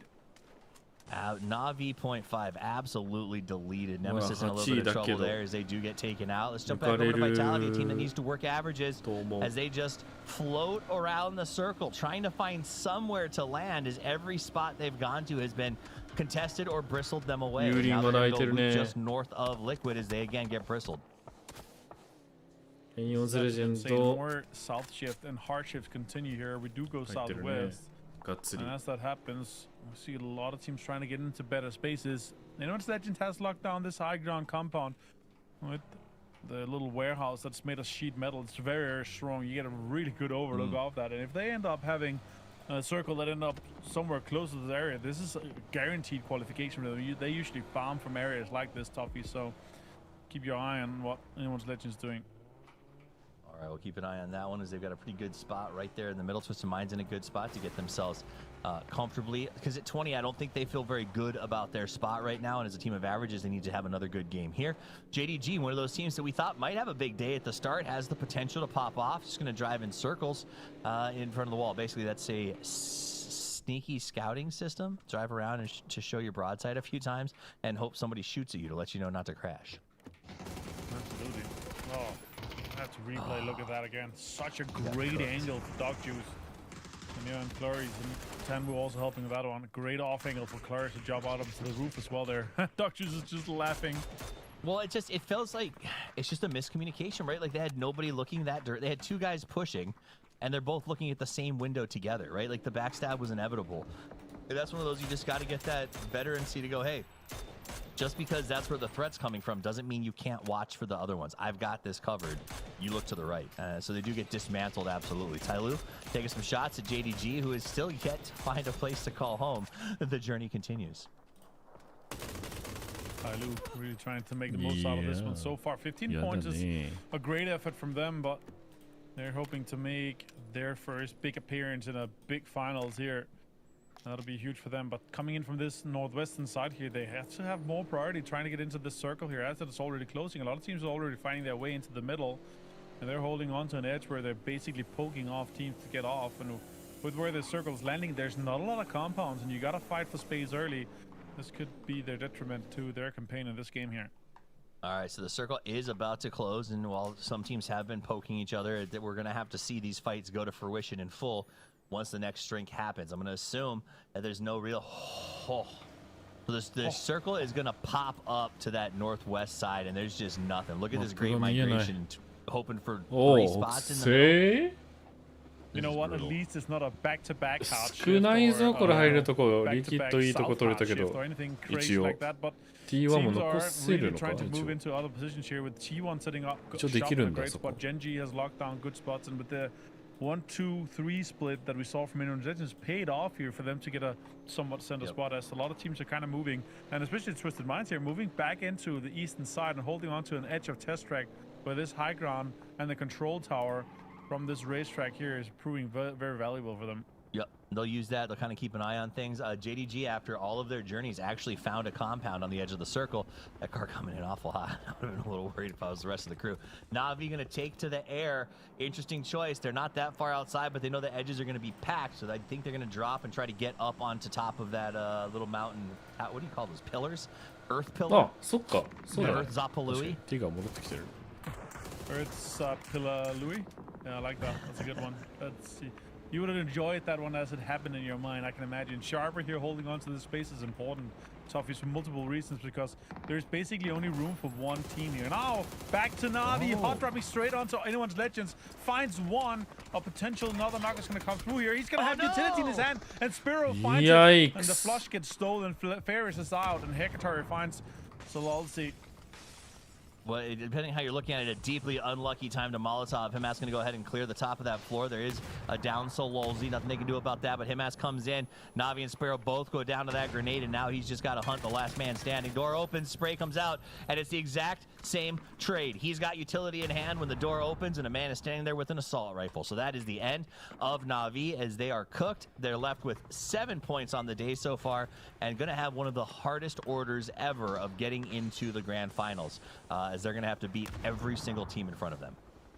Absolutely. And with that, it's a rough situation for them. More teams coming in as well, and Godlike is also looking at the potential of coming in and landing on this apartment block as Fulsense is coming in. It's kind of split in between. They're actually landing straight onto anyone's Legends. Didn't expect that. Tony finds one. Haven goes down as well. Tony gets the flush into Delwyn. Anyone's Legends down to just 2 players, but they got 4 kills already. They're probably happy with that. Yeah, Himas is like, seriously, guys, we just finished the fight. Give us a second. I think that's why Godlike decided to do it. They're down 2 already, though, as it's now a fair fight. Full sense. Here comes the spray. Himas making another play. He does go down. Destroy comes in to help out. Wants to get that res as fast as possible, but he's got to get him up the stairs. Guard your man, get him around the corner, and then you can use a little bit of cover to go ahead and get this. Sticks it up, goes for it. Nice Molly through the window. He's going to have to avoid this. Get up on the banister. Sorry, friend, you are going to burn, and they'll make it a 1v1. But Full Sense should be hungry enough to come over here ASAP. Come on, Full Sense. Another Molly kind of spread it there as well. Bit unfortunate for them, but again, this third party here from Full Sense is smart. As with Circle also pops out. JD sending in. Twisted Mind is considering too. A lot of teams, so many pull-ups onto this area, and Godlike is out in 14th place. That's beautiful. Godlike is out, and everyone is here. Martin, Thanadol's trying to hold something on the top. This is why Full Sense didn't go in third party, because they knew there were more people coming. Destroy tries to go up the hill, but Tulin is waiting. Twisted Minds crashed in, and now they're here as the chaos breaks out. Belmoth gets December. Then he gets the flush, but Nons turns around and takes Thanadol out as Full Sense and JDG go to battle.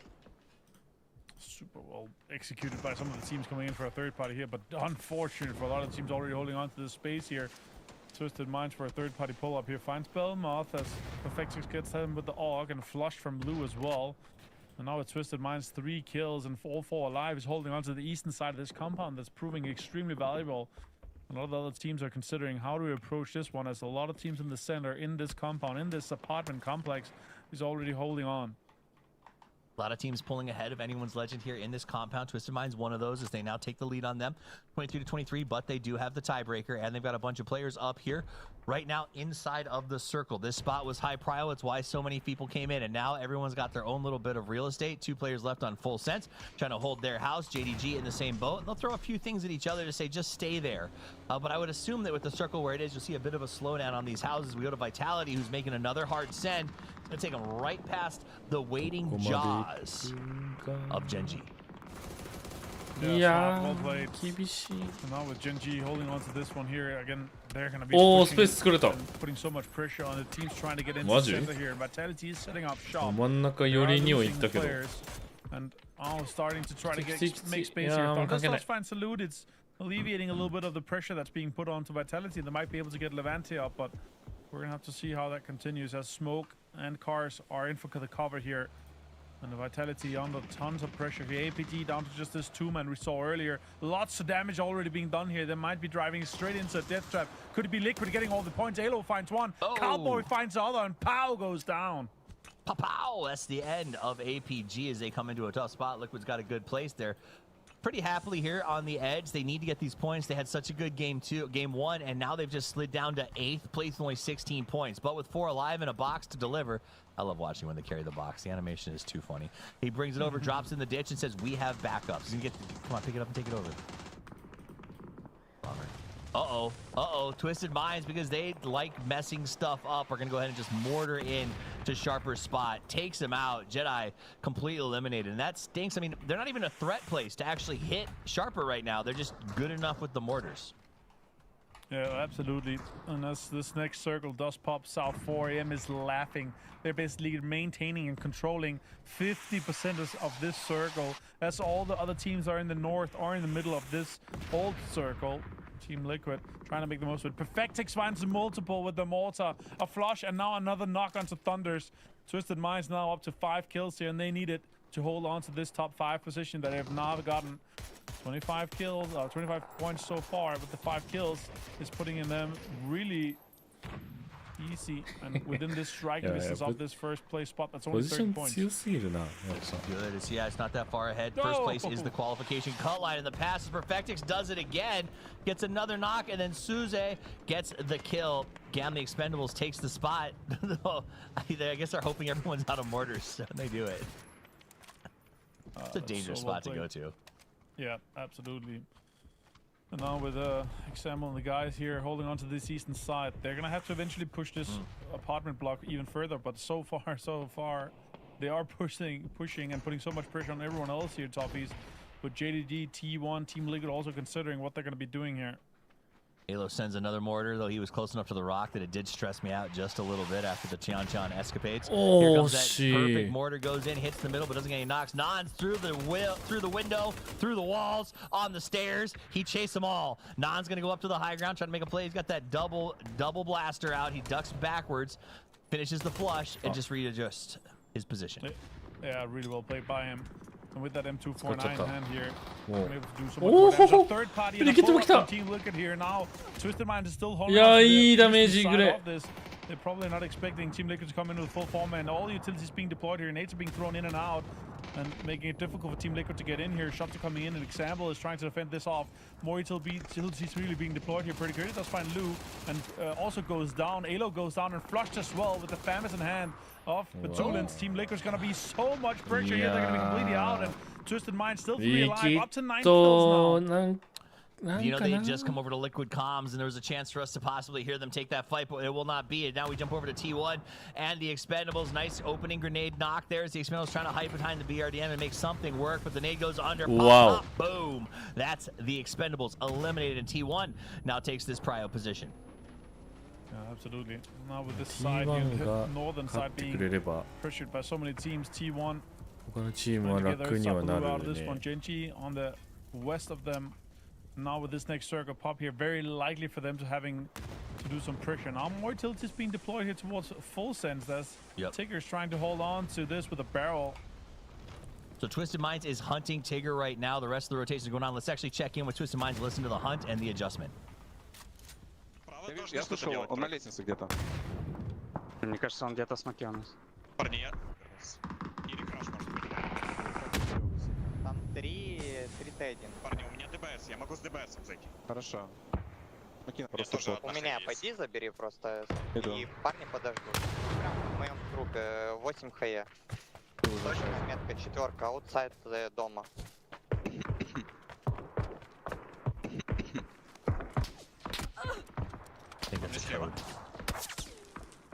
Yeah.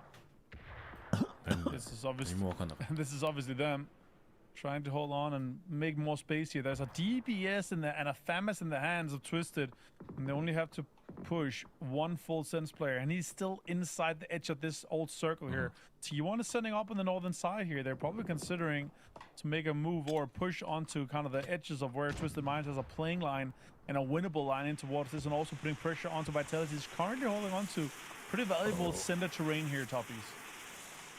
Mortar to nothing. 得に And だな the center is going to be a big deal, right? As that circle comes out, there's not a lot of 惜しい anything. さっきよ I'm りは curious if these are おー actually 惜しい mortars さっきより or は just cleared for send mortars. Possibly later あ on ー as 離 they れ work た their way and just kind of destroy everything in the middle, building their own, what do you call this, おー terraform 当た the center っ of た that やっ map と so they can go there eventually. Heather does get that knock on Levante. That may open the door for them to charge forward. That's what they're looking for. So the cars start to look, the offensive smokes come out, and it looks like T1 may charge to charge forward. Come on, Oh, boys, loose now ones here. never. Take holding on to this edge here. Batoons with the push here. Great push from Nice. him with the FAMAS in hand as well. The 3-key helps him, and he survives. Did get a headshot though, and he's down to 35 HP. He's gonna have to put some utility towards T1 that's now making a move to try to get into this circle here. Multiple cars and a little bit of a rock to play.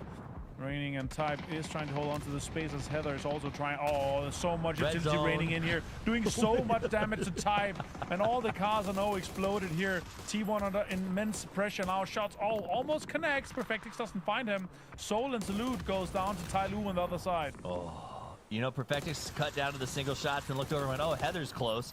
Finishes him off, gets the double flush, and the team can go back to focusing on the last man of T1 over in the middle. Everyone's desperate to get out of these edge positions and find something towards the center. Vitality, the winner, though, is they were able to slide away with one man alive for the time being and a bunch of holes to hide inside. The car is up in flames, so he can now hide behind it as Tai Lu tries to get some vision on them as かは well. あんまり分かってない。4M もこれだっ Lu's て making a run for it. Toffees with 集 his 中される circle 可能 holding 性 on だ to って this ある much しな。 space, and the West being 4 alive. 次外れ The たら only team to be 4 alive. This could be their game unless someone else comes in and destroys that hope for them. 4M also 4 alive, as I just remembered on the southern side, but the circle, if it goes north, is going to be difficult for them, and it does go north. Look at that. They're going to have to make a huge push, potentially taking space away from Tai Lu. Yeah, I mean, if they go left, that could squelch both of those teams' ability to take this win. Mortars are in the air as they're continuing to soften up the sends. Goes on. Oh, T1 takes the attack. shit. Waiting has to dodge it. Sees it in the air, gets around the side of the rock, and then goes back to where he was. Mortar efficacy is at an all-time high by the shooters, but it's also gotten so much better by the spotters. Yeah, it is. Like to And dodge now and get around it. Looking up. A double here. If that's on both sides of the rock, いや it's gonna be マジ really でよく difficult よ for け Rainy. He had to run out of お dodge, ー and 無 D 理か finds him as Space Pants is also opening up on Tai Lu here, losing players in valuable time. Kong goes down as well, and Tai Lu's team is falling apart. Tai Lu is getting ripped to shreds as 4M makes the flank. They got to do the play. Lee is down. He's crawling, getting hurt. I don't think they have any res options over here right now as everyone's pushed pretty far back. One Dragon holding a rock, BRDM, not a rock, I'm sorry, in the distance. And Tai Lu just laying flat. I think this is the problem. This speaks to me on their strategy in general. It's just Tai Lu flat, laying on the ground, and they're getting caught off guard again. Fortunately, Example's here to help as he gets the knock on Shen and may open the door for Tai Lu to survive this. Perfectix having 7 kills. Batulin's 4. Twisted on 12 total. Example is dishing out damage. He's not been able to find a kill yet, but he surely will in this game here as the circle is pushing 4M into a kind of a rougher spot. The 3 guys in the distance is not in the circle, and now one Dragon is going down to that blue zone that's pushing him. Outskirts also eventually is going to have to make moves here. As Vitality is sitting with 1 player inside, and Genji is trying to make a push with 2. They had 4 alive. They're down to 1 as Tai Lu tries to figure out how to hold here. They let one Dragon go down to the blue. 4AM. Lower on players, but still up and running. Going to go ahead and try to get the send over. Gen G looks like they'd love to have that last Tai Lu point as they slip forward using those holes they created earlier on. Tai Lol is eliminated in 5th place, and we're in the top 4. So unfortunate now 4M making this play here, taking this space. Quizzy finds a nade and a knock onto D here, and Perfectix goes down to his own car. It's a little bit unfortunate now. The last 2 players from Twisted Minds can have to あ、やっぱ try to 4M hold も out きついよな、 4M. これ。 Shen う has わ sent ー、it 無 forward 理 with だ the。car here, and with the あ、 nades これ当たるんじゃな coming い in from right, left, and center is going to do so much damage to あー、 him. ノックしたい。 First one did a lot, but not going to connect on him. And now 4M is really in the driver's seat here for this one, Toughies. They really, でもこの really 岩 are. は They でかい、だいぶ。 survived that push back against Tai Lu with a little bit of help from Twisted まだ入っ Minds. て They ない got け the ど。 player back up. Twisted down to グレ 2, は and 穴 Gen G 作るしかないんじゃない？目の前穴開けて、そこに飛び込む in か。 that center position is going to be in a really good place to let their players play on that outside. The question is, do Twisted Minds choose to work the outside corner here? Do they send the car? I mean, I don't really know what your options are. If they do hit this double nade though, it could make it almost difficult for 4M to win. Oh! Nice! That's important. だいぶでかいぞ、これ。 Because こ that の was ノッ an ク。 off-angle to hold them kind of pinned in this position, and now with that, 目の前のテトロポットも使えるようになったし。 and they've got emergency cover as well in the sky. おい、しかも抜いた。マジ？ down as well. Shots are coming in for the flush. He does get it himself, and now up to もう上がってますよ、 13 kills 君た for ち。 Twisted. What a game for them. Let this man eat. He's playing good. Example gets a nice little play there. They got that flush off to the left. They want to make sure they live at least long enough for that to go down. As every point will potentially matter. They're in first place at 37 points right now, so they feel pretty good. Twisted Minds, it's always good to see them thriving. 4 AM though, still pretty strong with their 2 players. Though I don't think Winda has an option to be rezzed. Is that? Do I hear a beep beep of a C4? I do. Shots comes in from Batulins. He says no, but the car continues. It could go straight. Oh, just 71 damage to Quizzy. And that's going to do a little bit rough for it. Now more shots comes in for that flush. Example does get Winda where they found him with the nade early on. Now more shots comes in the distance. He's been spotted here. Spaceman's out. A little bit in the distance, but he's inside the circle, Toffees. Shen is looking like he's holding on to so much control off that angle. He did. Oh, Maji! There it is. Yep, he's peeked too hard, got knocked aggressively. That opens the door for Twisted Minds. They got to try to make a play as they're now dealing with a 1v1. They don't want Shen coming back up, so they're going to charge forward using the ghost-rided car as cover. They move up to the blue zone, which kept them tucked in behind. Now they wait for the blue zone to close. They can follow the car back in. マジか。 Kills Twisted Minds. as Batulin gets that flush on Shen. Now they have the rock that Shen had a second ago, and what looked like 4 AM's game is now twisted. いやー、拾えた And now ね。 more emergency cover being deployed し here. かも The 出 Riddle's せた gonna の be で falling か from the skies, and Batulins はい、 and Example. 70何パーだったはず Two-man の punch 4M。 duo here with the まあ、9 FAMAS パー in です。 hand. And those ドン are カツ率。 straight in the center. They're going to have that to be easily played. Surely. さあ、2位狙い。 And お互い。 Spaceman, oh, that falls just behind the car, and that does いい some 回目。 damage onto Spaceman. Now Spaceman's gonna have to heal. Does get Example down, though, making it a 1 versus 1 versus 1. いや、 Get the rest, get the rest. You got time. You got time. They can't run at you. They can't run at you unless that nade is perfect. But the nade's gonna go this way. Nice top by the last man trying to get that play over there. Spaceman's got to face off against Vitality. Vitality trying to sneak up over the top. Gas cans out. That's how bad it's gotten, people. 4M's ultimately gonna go down. As Example makes the play from the outside. He got that res on Batulin, and now it's a 2v1. Example, of course, here with 4 kills now, 17, could make it 18, and with a native, it's perfectly in the background here. It's gonna do lots of damage, and it's 18. うわ、やばー、Twisted Minds。 28-point game, Toffee. 久々に見た、こんな one and done. 強い Twisted Example is Minds。 so excited about this one here, and you can ブルゾン see グレネ they're ード so もう1個あっ happy たし to な。 make this one happen just before the last game. Look at me now. Yeah, so here, okay, get Poro and Matt back here. Imagine being Batulin. Batulin gets so excited for these wins, and when he turns to his left and his right, he's got Example and Perfectix to reflect that いや、 excitement. マジでさすがだけど、これいつもやってくれるのかな。 They're just as excited. They might not show it because they're cold-blooded killers, but they are very, very excited about this one, as they should be. That was a return to dominant performance that we've seen from Twisted Minds. But oh my goodness, Navi, what? This was the game-winning compound. I guess that's why everybody was sending it to there, right? They just happened to be the first ones. The argument's not that they did the wrong thing. Yeah, there you go. Sorry, Matt, go ahead. I was going to say, well, it's all about the timing, because Twisted actually does end up over here as well. They just let everybody else fight it out, and they can run through. Sharper also in a great spot off the get-go, but did we see 5, 6 teams that ended up going to that compound? I can't remember off the top of my head. I mean, I learned that the right choice can be defined by timing more than anything else, and that's exactly what that was. The right choice at the wrong time. As Navi came in, Twisted did it better. You see him come in here, and they absolutely dismantled Liquid, who was looking so good for a minute there, but everybody wanted this spot. Then you get T1, who pushes up on what became an absolute graveyard under this earth pillar, Martin. Yeah, that was insane. What a kind of way for all the utility to come in. All the damage has been done there. And sure, T1, they got into somewhat of a decent spot here. They actually tried to make up a spot where they could play, but Vitality defended it in a way and held onto it by spreading out so much that Twisted Minds just laid everything out towards them, perfecting having this off angle here. And what a game for Twisted Minds to put on pressure on so many other teams while both defending and aggressing on teams that are still in the compound. We need a stat on how many nades were thrown there. Poro was commenting about it while we were watching. It was like 500, I swear. So many. They even had 2 at the end to take down the last player for fatality. Like they never run out. Like their utility usage is so good, and like it's so effective. Look, Perfectix was smiling. He was excited. Right, it's about what you get from them. As slowly but surely they put their arms up, they come away with a win. Perfectix with 8 and 1,000 damage, 8 knockouts, 1,000 damage, and 7 kills is absolutely wild. Also, who's stealing examples kills? Almost 1,000 damage for him, and it looks like they all got jacked. Match them. Well, it wasn't Lou. We know that. It wasn't Lou. It was not Lou. Okay. I mean, you can look at Batulin's guys. Like 5 kills, 1 knockout. He's been stealing, not from Example, obviously, but the man of the match, obviously, with a 1K club and 7 kills, it's gonna be him. But Example, I think he lost 1 or 2 kills, flushes to others, but that's probably where it comes from. Hey, that's where he gets the name Perfect 1Ks. This is an example of him as the man of the match, deservedly so, and it's good to see Twisted Minds putting numbers up again, Poro. Yeah, absolutely. It's you just kind of hope that they can find a consistency.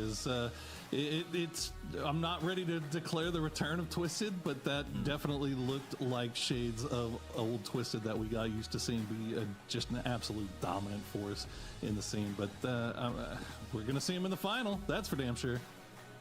All right, Twisted Minds 27 off the. Jeez, everybody, look at her. Comparing them, everybody else's totals looks paltry by comparison. It's actually kind of embarrassing that. I mean, Vitality finding some points. Shout out to them. T1, of course, getting something in this one, but you're 100% right. This was just Twisted Minds. And I'm with you, Poro. It's like Twisted keeps making these smart choices, and they keep getting these like big, like flashy kills. And then the next game happens, and you're like, where's the Twisted Minds from the game before this? Because we all know that they're capable. And I think that that's Batulin's frustration that we can see come out, because he knows they're presently in first place through the Survivor stage, but in a dominant fashion. The thing about it is, how do they transition this in this new meta, in TPP, BRDMs, Panzerfaust, all the digging? How do they find ways to make that magic happen whenever the lobby gets just a wee bit stronger? Well, we saw the leaderboard. It is extremely tight as we get into it, guys.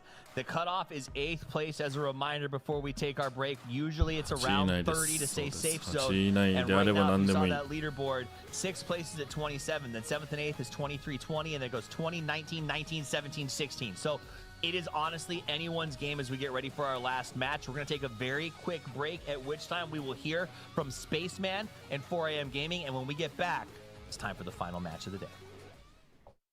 Hello everyone, welcome to the interview. I have Spaceman from 4M with us here. Let's say hello to the audience. Hello. Hello. 大家好，我是 4M 的 Spaceman. Yeah, he's like introducer himself. Yeah, of course. You've earned a lot of points during the 3 games, and you have enough points. It seems like do you have confidence? Like how competitive do you think your points are to qualify the grand final, the final stage? 就是现在你觉得你们这个分数够不够进入到这个决赛？觉得分数有没有竞争力？分数应该对我们来说压力是最小的吧。够不够的话，我觉得还是要看第5把的结束，因为目前29分之前是不够进的。Spaceman said, because the 29 points is not enough in the past game and past tournaments, but we think if we can earn more points in the final game, we'll made it and we will qualify in the final stage. But if you finally made it, this will be your first time to qualify in the final stage in Circuit 3. Will you feel pressure? What's your feeling? 就是如果说你们这次能够进入到决赛的话，那将会是你们在这次 C3 阶段第一次进入到决赛。想问问你们心情会怎么样？我觉得对我们来说是一个释放压力的机会吧。毕竟前2周没进，大家压力都挺大的。如果扛过了小组赛的话，我觉得我们会有一个不一样的 4M。Spaceman said we do feel a lot of pressure in the first 2 weeks game, but if we finally made it in the final stage, we'll like release all the pressure. It will helps a lot. We will play well in the final stage. So best wishes for you guys. See you at the games. Bye bye.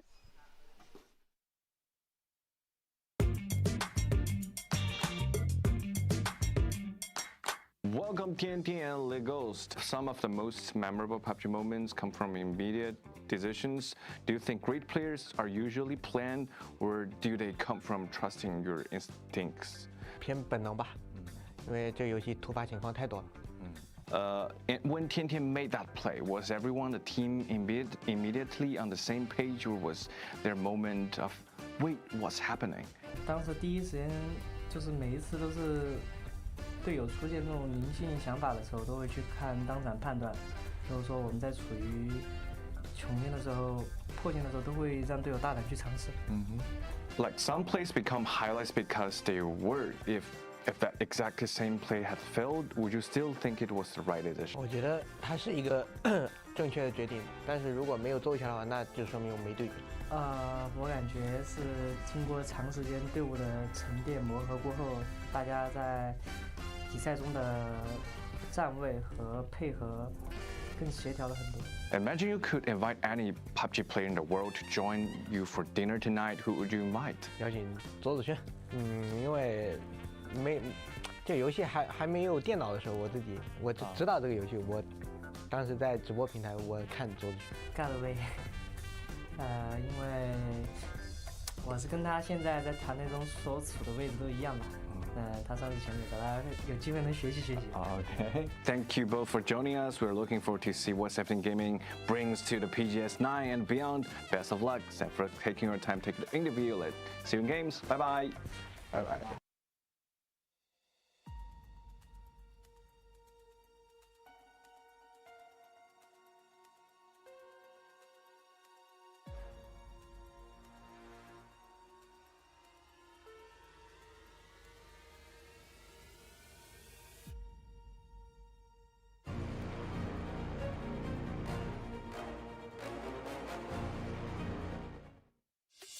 We got next, we ready to flex, we're ready to rock, give it all you got, we got next.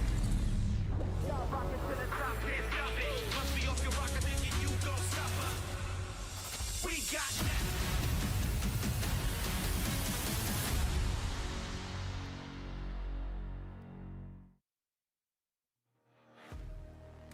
We have next, or in this case, one more game. This is a survival stage, the last one here at PGS 9. The last game of 5 to determine who gets a chance to go to the 3-day grand final. 誰でもあるよ。次ドンカツ下のチームは次ドンカツした人が上がれるかな。Are insanely high, and that means this is 高得点取ったチームかな。My name is TWIS. I'm joined by Matchroom. I'm joined by Avenger. 今日はあれだから、予選だからね。Match of the day. Set the stage for me, Avenger.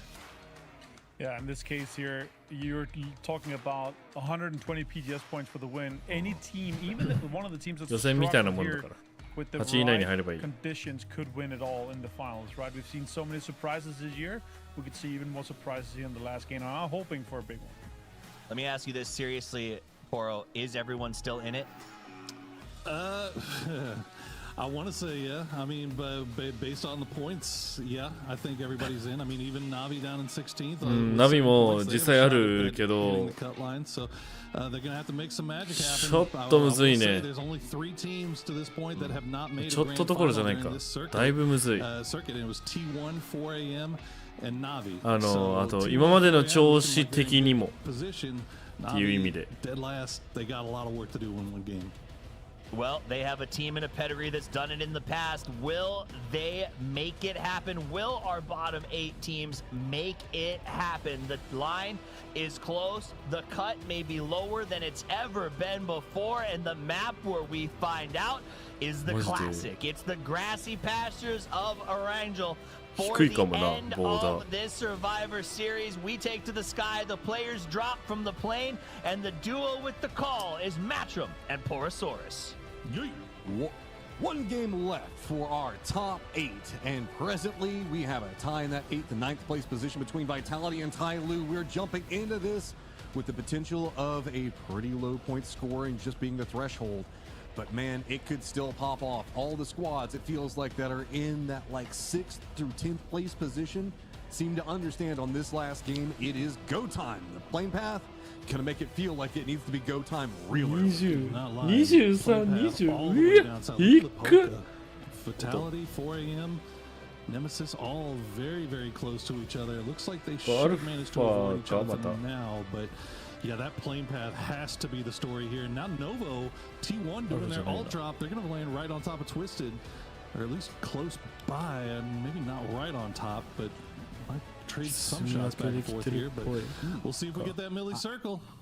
I've got eyes on. Yes, it does look like JDG ended up stealing the positioning. Yep, military base. No big surprise on it. Well, who knows with these circles? We can still cut up to the north, but it is going to be the Expendables. Glory is going to go down to Suze from JDG. JDG gets the compound that has a little bit better loot at the start, and it looks like the Expendables. A little bit of damage control. Presently at 30 points for the Expendables, so even taking casualty early, not the worst. Big picture. Final game of the day. Military island circle. All the right ingredients are there for this to be a absolute barn burner from the word go. You already see one flush coming through, and looks like the Expendables, the rest of them are just going to dip on out of the south side of Millie Base. And it looks like Twisted and T1 have managed to disengage from each other, and all that nonsense that was going up around Lipovka is also cleared out. So for now, at least, it seems like it's going to be okay, as Team Liquid are going to make their way across the bridge on that eastern side. You're going to see T1 making their way in a little bit closer towards those military hills just in front of them. As yep, there we go. And a little bit on foot.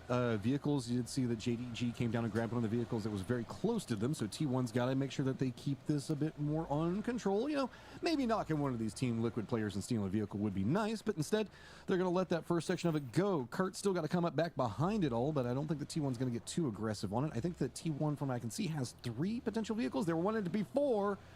And see if Kurt's going to move too close. Nope, the timing for it is just fine. So Team Liquid's going to get the hillsides over into the west. GD Gaming is starting to stretch out over there. NAVI has one of their players looking like trying to make landfall on this northern coast. Sharper's playing the western bridge. Full sense looks like they're just going to be trying to send it across in maybe a boat, or I can't tell if that's a glider. That's going to be on the western side where Gen G's going to be at. And Vitality going old school. We're like Navy style. And this is all the way off to the east of Milta Power. Keeping an eye on Team Liquid because, as you said, Navi has one guy over here trying to set up a beachhead. The rest of the team still off to the north. Looks like they might hop into a boat to get over here, but at least Ferris is able to get inside that compound. But did Team Liquid spot that out? Do they know that that's a solo? I'm more concerned, did Navi spot out the fact that Team Liquid is already playing over here, because it looks like he made landfall, called the building being open. Now they're going for a cross. Look where Kurt's at. He's going to spot them make landfall. He should have easy shots on this. So what could have been called as a clear position to approach from might suddenly be very punished. Oh, this is dangerous. And Ferris has actually left that building, and Navi's just running across the beach in the open. Ferris had no idea that they were here. And now Navi's gonna get taken down. Ferris is going to go down first. Kurt already sent a few shots over there. Navi managing to survive for now, but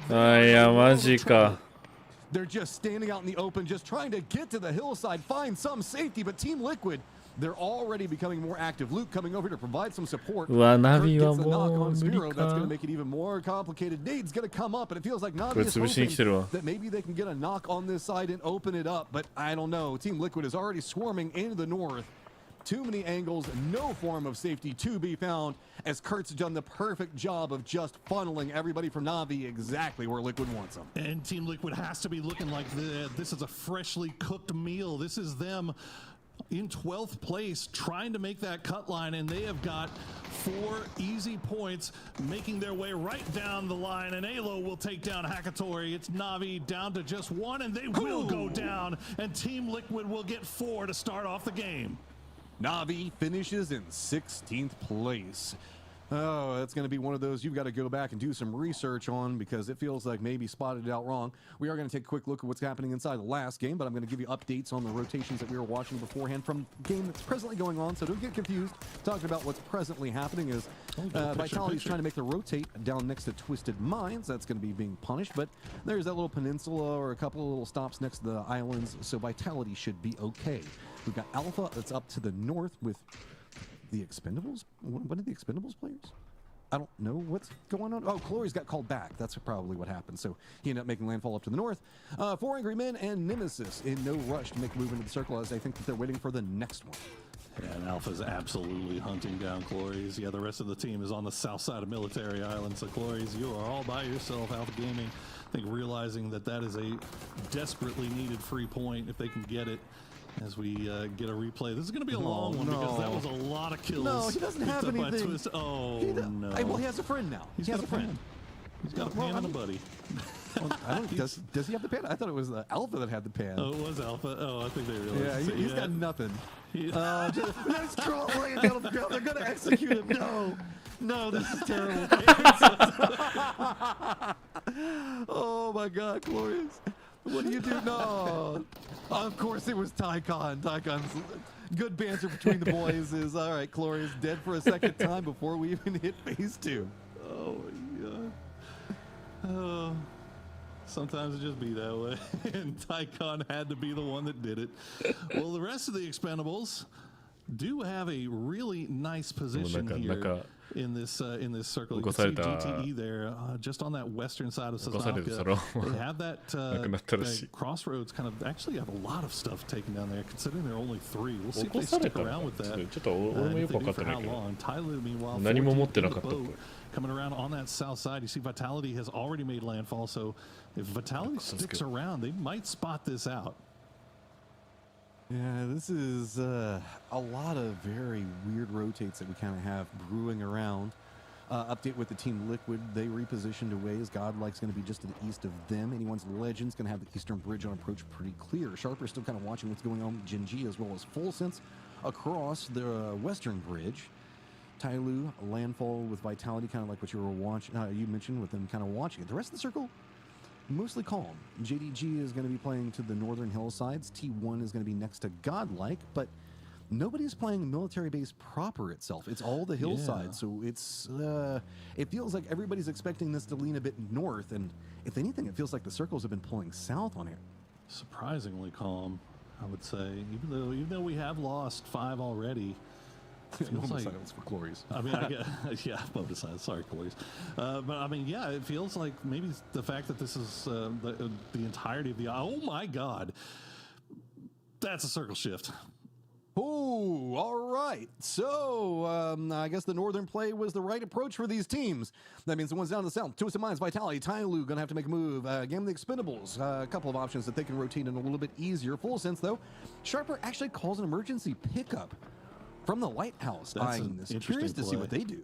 Yeah, that's an interesting play. I mean, I wonder if they were going to pop it regardless, and then they popped it without seeing where the circle went, and now it's just going directly east to west. That's going to be a tough one. We'll see if he can get it here. As Vitality gets spotted out. Oh, he's in the middle of the open. There you go. Batu will take down Quizzy, and that'll be another point picked up for the boys in pink. As now the rest of Twisted kind of keeping eyes over in that direction. I mean, remember, Tyloo, Vitality, this is all outside of zone. So I think Vitality was positioning themselves to take this fight to Tyloo and didn't realize that Twisted had eyes. Yeah, this is 2 teams that are wanting points, to say the least. Tied up 20 between 2 of them. Vitality taking the casualty early will make Vitality a bit more hesitant on dealing with Tyloo, but it's not like they can really do much. Red zone on top of them, Twisted to the north. We also do have Nemesis and Alpha coming in from the very far north. They were kind of eaten out in the blue, never came down to Military Base Island, so they might just stop in that northern section around the bridges, the peninsula, something else like that. Is watching Sharper on the map, and it looks like they're going to wait and cut above kind of where Godlike's at and where they've got their gliders. I think that they're going for the hills just to the west of the bridge. You know, that little bit of a ridge line that drops down into the water. Kind of close to where we saw Kurt playing from earlier. Yeah, a little cliffside action here for Sharper. And it looks like they're going to land in time and then be able to force Godlike away. So no harm, no foul for Sharper. And meanwhile, the Expendables, remember, they were down to 3 in that western side of Sosnovka. They just sent it right to the middle, and they managed to get 2 into the shed, the sniper tower just to the east of Team Liquid, who are still holding that 2-2 split, keeping eyes on that coastline. So we'll see how long Team Liquid hold on to this now that everybody's starting to funnel down into them. Well, they have the benefit that really 3 teams aren't up here. 4 if you count that Navi's already been eliminated, because 4 Angry Men have also kind of moved over close to Alpha on the main island, not Military Base Island.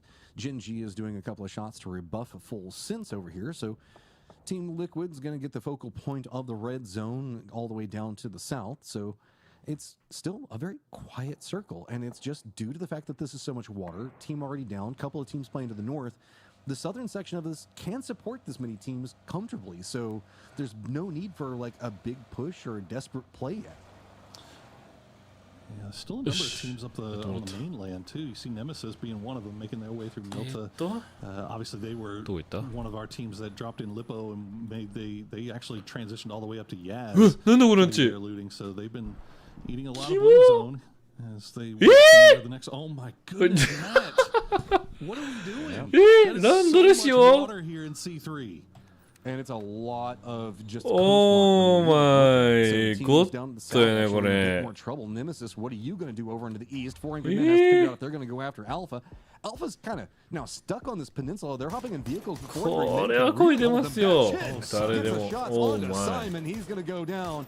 And now Alpha, who had eyes onto the coastline, suddenly getting punished. Gen G's even taking shots at Alpha. This is a big problem, as Duckbite is still back behind 4 Angry Men, so maybe he can play anchor, maybe he can get an angle, but I don't know. Twisted just going to send it.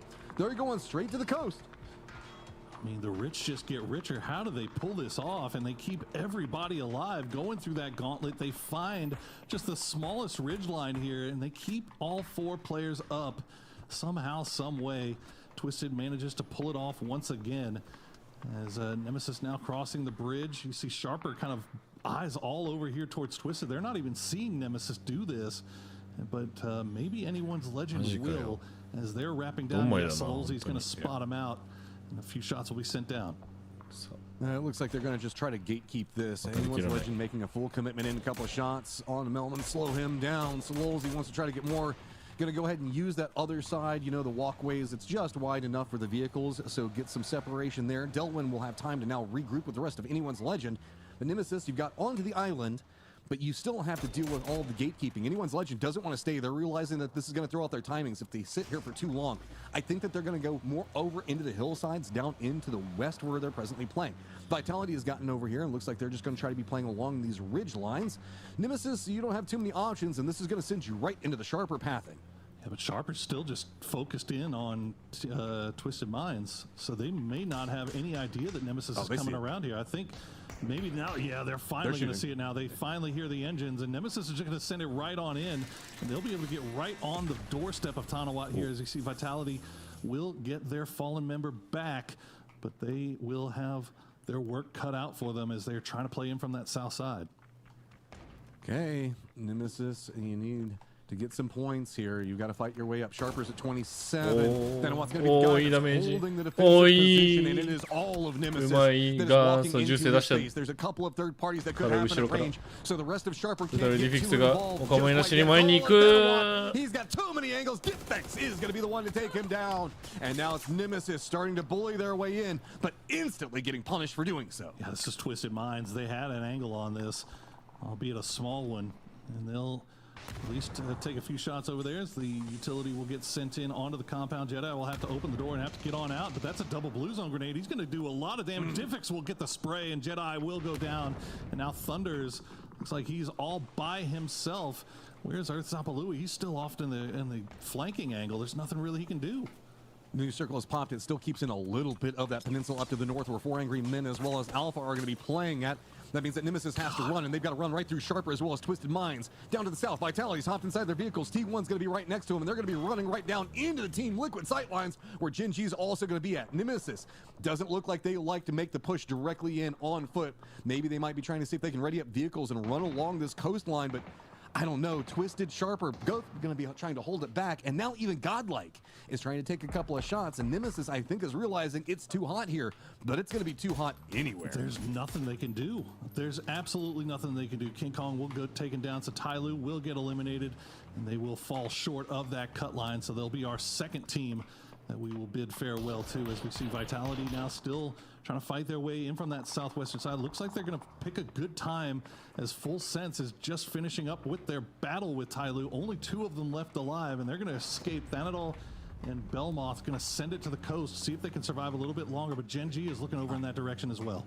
I'm having memories of PUBG Online and mermaids sending it into the water because there is still just so much water and it's so coastal. You just have to fight along and run, or it's going to be the guy that watches Nemesis pass. He's got himself a little divot and he's going to hide out inside it. But Tulins, though, is going to spawn out, so said.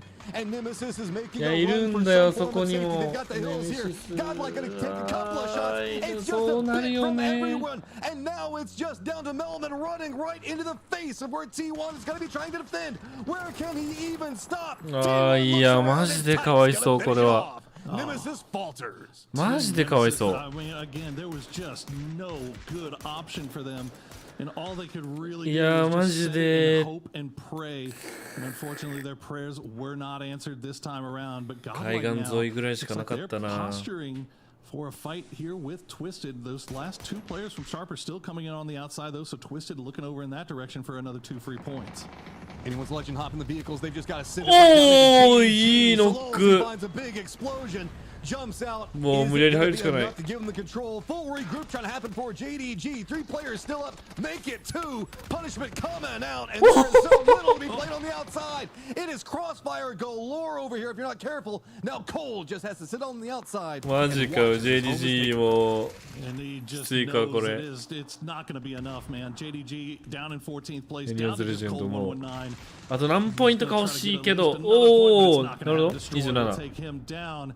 And that will be anyone's legend climbing above the cut line, and they are looking これボーダー低27い points, 3 低い alive. They've な got a これ compound.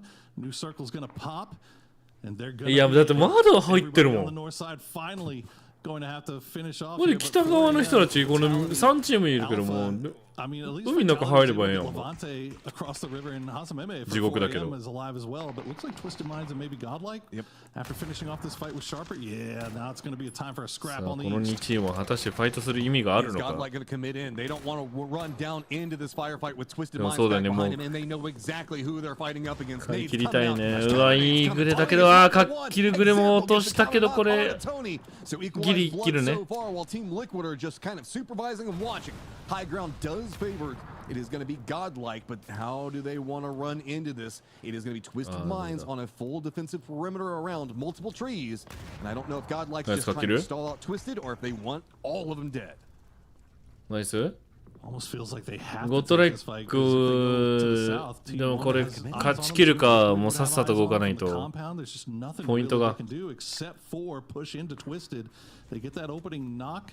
But Twisted Minds' utility work has been いや S tier, and they'll find another one as Example し gets か the も knock 車 on 持 Fana. ってるしな Don't run into us. Well, we'll just run into you. Example just full on balls out, charges at Godlike, and now Godlike in a ton of trouble. There is nowhere for them to go. Vehicle is just roaming ghosts everywhere. As now another one's going to catch some airtime, and T1 is just feasting off of all these teams that are rolling right on top of them. In the south was always going to be certain death for Godlike. 北はいいやバイタリティは関係あるから Vitality wins the north. Looks like Quizzy, yeah. Quizzy wins the north, and he'll be able to hop in the あ water. ーもうマーメイド Two です shots being sent over in that direction, but he does have Levante. 一人はもう渡りきってるから Beach right now, Twisted Minds. They have to go somewhere. Hasameme, though, he's got good position. He will get taken down by Example. 出し切りない今のところ27ね27 27 Instead, run into one of our more aquatic mortar holes that we have set up over here. Is Team Liquid's just going to be to the south position. Vitality still just kind of holding down the wreckage of a boat over right along the coast, and it's going to be Levante waiting for Quizzy to regroup. Gen G's got most of the center uncontrolled, but the hillside, the Team Liquid is now starting to fight for some level of control. 取れバイタリティ取れ頑張れあーポエムに行った So chaotic. Look at that. 3-way tie at 22 points. Full Sense holding the line in 8th with 23, but only 2 players left alive on the western side. Nobody looking over in their direction just yet. As we see Twisted Minds will loot up here, but Quizzy's going to get spotted by Salute. Yeah, Team Liquid gets another couple, gets one more kill. everything that they can find right now. That puts them into the top 8 for now. But like you're saying, it's 24, 24, 24, 23. And this is getting scarier by the moment. Sharper out early, 27 points. And there's everybody on the pack chasing up back behind them. It feels like they are no longer safe as everybody is coming alive the moment they need to. Oh my goodness. Genji holding on to 8th right now, and they've リキ still ッ got ドも 4強いよ alive with Team Liquid. いやマジリキッドは上がりたいね上がれそうなんなら See if Full Sense can survive a でも little bit longer here. I think リ they キッド realize ジ the ェンジ situation is 27 well. ポイント超えで At the moment, they're シャーパーが fairly 落ちる safe シャーパー on も playing on だ the いぶ other 頑張 side った of んだ these けど hills. な Nobody has an angle onto them, but they have to move once again. Genji on the clock as well, 4 alive, but they are going to get pressed from all sides. They have to be ready for this push from anyone's legend. And then they've got to be ready because Full Sense is going to use that opportunity back behind him. 2 players for Genji down to the south, going to be trying to gatekeep out anyone's legend. Team Liquid has to push in from the east. Most of their hillside also going to be now abandoned. C4s opened up the door last time. It looks like maybe that's what they're going to use to go after Genji this time. Genji actually going to surrender the compound fast and early. Tonight, I don't know if anyone's legend has the Full Sense on this one.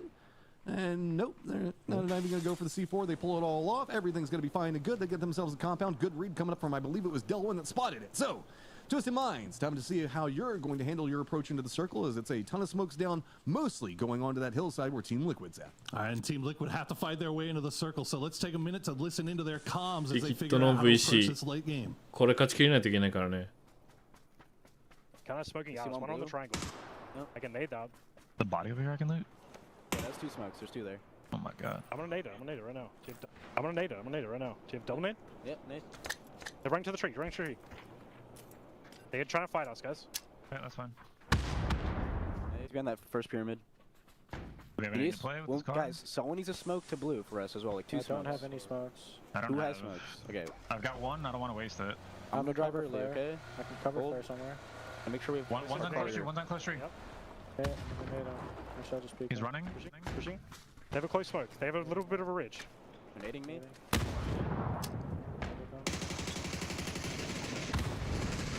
Nice. Play into Nice. Cowboy. Easy. We have no longer have a car. 車がなかった There was a coast guy. Careful for that, Luke. ナイスこれはで There you も go. 上がった They will ね take down Twisted Minds, and もう that's 上が going っ to たね push them all the way up into 7th place. It doesn't look like they know it right off the bat, but that might secure their spot in the grand final. ああいやまだわかんないかこれ Sharper これ 27 is the cut. フルセンス How much more can be found from the teams in the hunt? Anyone's legend, comfy cozy, but that's going to be about it. Team Liquid, just enough. 一 But 旦上がったか there's ら still まあ three シ teams ャ on ー the パ climb back behind ー him. もうジ Vitality's ェ going to ン have ジ safety も of the これ circle ポイ up ン in ト the 取り north そう for the なん time だよ being. Does the circle continue to favor them? Where is it going to pop? Right on the other side of Vitality. So enough for Levante to just creep forward. Just drinking water. Be happy. Hey, he's surrounded by water. He's trying to imbibe his environment. Is the question now comes? Genji, Full Sense, Vitality. Can you find more? Anyone's legend. How are you going to approach the circle? It looks like they might have 少しずつ eyes 掘 on る the しかないかも position. なああ1個あんのか Levante で cold も as 4人 ice, 分 man. のスペースはないぞ Well, そ I れ mean, to be fair, he's in probably one of the safer positions. Nobody's looking over in that direction. Team Liquid actually focused on that anyone's legend compound and also trying to avoid Genji. But you heard the comms. They are running out of smokes. They don't have much concealment left. And I think they know it. It's gonna be a long way to dig. Yeah, that is. They are in a lot of trouble, and they're going to throw down those Doritos as best they can. But only 1 smoke left in the bag, it sounded like, for all of them. And Genji is just in beautiful position here. いやでも Not 外れて even んだ all よ their な players just in yet, but anyone's legend is what マジ they're most anyone's nervous legend about. 次第 Genji 感はあ knows る about Full Sense back behind them, I believe. They took a couple of shots earlier. これわからんね Full こ Sense れ is gonna use 上がれるか the どう distraction. か Genji taking the shots at anyone's legend. They're going to hop in their vehicles. They're going to move coastline. That could spell a problem for Levante, or it could spell a problem for Full Sense, depending on how this goes. Salute going to be the guy that's holding that back. So a couple of shots on Full Sense, but they're going to continue running forward. There's distraction on the other side. Team Liquid looks like they're trying to converge, see if they can find the kills fast enough. They're trying to prep up. キル取りたいけどとこれで29。ジェンジーは上がった。ただフルセンスもワンチャンある。これリキエクスペンダブルズリキッドはもう大丈夫かな。エクスペンダブルズがちょっと危ないぐらいか。賞味。おお、いいこれ。でも1個で十分か。足りない穴ができちゃった。穴ができちゃったこれ。リキッドが落ちたとしてももう大丈夫なはず。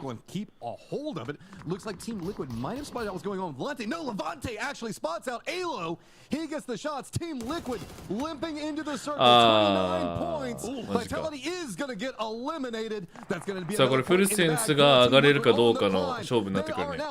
これリキッドきついから。え？やめて。Oh, big show. Full sense down to 2, but Thanadol's going to go down to the Molotov. Beautifully placed Molotov from Seoul.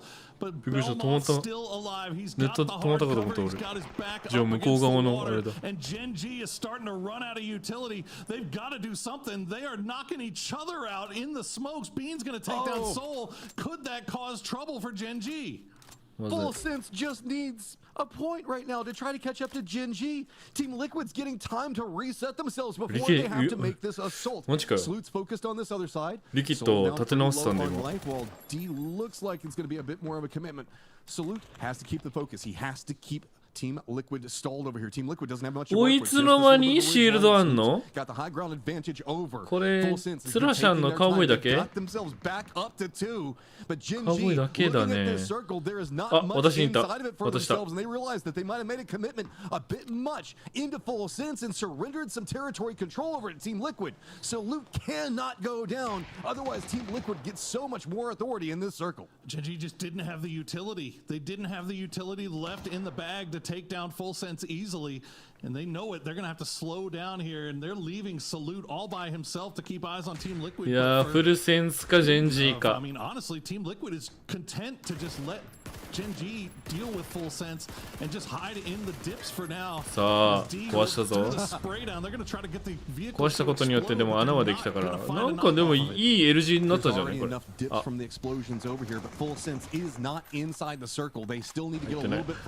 おお、マジ？それは運悪いわ。 But Thanadol still needs to move forward just a little bit more. Can he find anything else? Headshot to the face. It feels like Full Sense are so close. They're so close to the circle. They're so close to the But Gen G will just let nothing happen for them. Blue Zone now on top of him. Full Sense. What do you even do now if you go for any type of peek over? Feeds it over to the blue. Full Sense is going to go down in ninth place. And that will be enough to secure Gen G and Team Liquid into the final stage.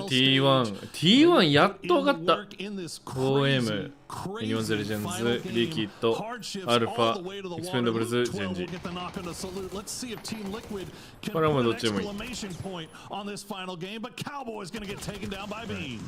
Gen G regroups. Bean finds great angles.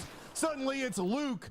Team Liquid were holding down this position for so long, but Gen G respond so fast after they managed to take down Full Sense. Gen G had control for forever, and they managed to keep it until the end. Gen G victory all the way. ね、なんだかんだ30超えちゃったな。一番上のチーム、一番下のチームあたりがもう早めに落ちて。Right there with them. Big moment for these two teams as they managed to just eke out a finals appearance here in the final game. A wild final game. Toffees and Avenger. Those hardships all the way back to the water every single time. I don't think anybody was expecting that. Not expecting and not prepared. How do you prepare yourself for a circle like that with no cover on the north side? That's like old school chaos. Also, I love that water goes into holes built like dug on the beach. That's the first time I've seen that, and that was pretty neat. So that was a cool end game. Liquid fought back though. I was really impressed the way they played this, Martin. Yeah, and they completely destroyed the chances and hopes of NAVI making it into the final here. A little bit sad. I thought summer was over, guys, but we're back to the beaches. Oh, glorious. Yeah, I'll I'll tell you, Navi looked like they were stuck on the beaches. I mean, I don't know, man. I don't know what's going on with them. I don't know what changes are coming down the pipeline. To go from winning a PGS, he put his hands up. At least they're having fun with it. That said, though, to go from winning a PGS to finishing 16th here and having such a bad 3-game series, like, that is an astronomical fall from grace. Meteoric, like Icarus level stuff. I mean, Avenger, you know this team more better than anybody, right? Your squad. Like, is this the kind of thing? Like, is this circuit something that you then look at the team and you're like, okay, we got to make a change? Well, gee, let me wonder why that happened. Well, maybe no change a winning recipe, right? They won a PGS, guys, and we changed into saying, oh, Ferris, you were a great IGL. And now you're fragging as well. Let's put you into the fragging role and let someone else IGL here. That's what, from my point of view, that's the biggest mistake you can do, right? You have a winning recipe, you don't change it, right? It's the same reason why a lot of the beverages we've been drinking for 100 years are staying the same-ish. Yep, I've been drinking the same water, and I'm not changing it. Other side of that, though, Team Liquid qualifying, coming up with a clutch here whenever they needed it, and Gen G actually having a decent day. It's been a long time, and they got the win despite Bean trying his best to prevent it and running Soul over, Matt. Oh my god. I mean, that was a weird circle to take control over, to say the least. But, I mean, you are right, Poro. It was not the best of starts for Gen G, as we did see that, like, what is it? The bridge did them wrong on the circles in game number 1, but then I guess the coastlines did them okay in game number 5.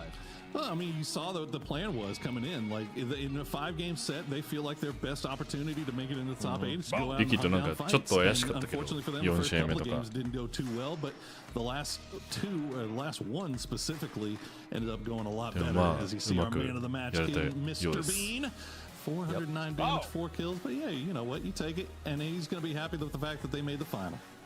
Yep. He has been the soul of this team, and I think that, a little bit of a slide off over the last couple of events, but coming back up, it's good to see him qualifying. I think it feels like heaven for them. So I think this is a team that you have to do it yourself. You have to go out there. You have to find the points.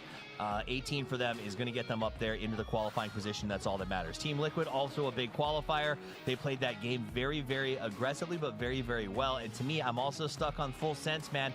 Defending world champions, by the way, denying with 1 point left to go for. I got to question it. I mean, what else is he going to do? That just unfortunately, I don't think they were keeping track of the points as well. Like there's some teams that I think that are better at keeping track of the kill feed and doing all that stuff. But there you go. There's your leaderboard, and there is your top 8 that'll be joining the final stage.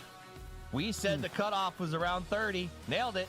And that's what it comes out to, is exactly the cut number. Again, the Expendables right on the line. Alpha and Liquid just above that.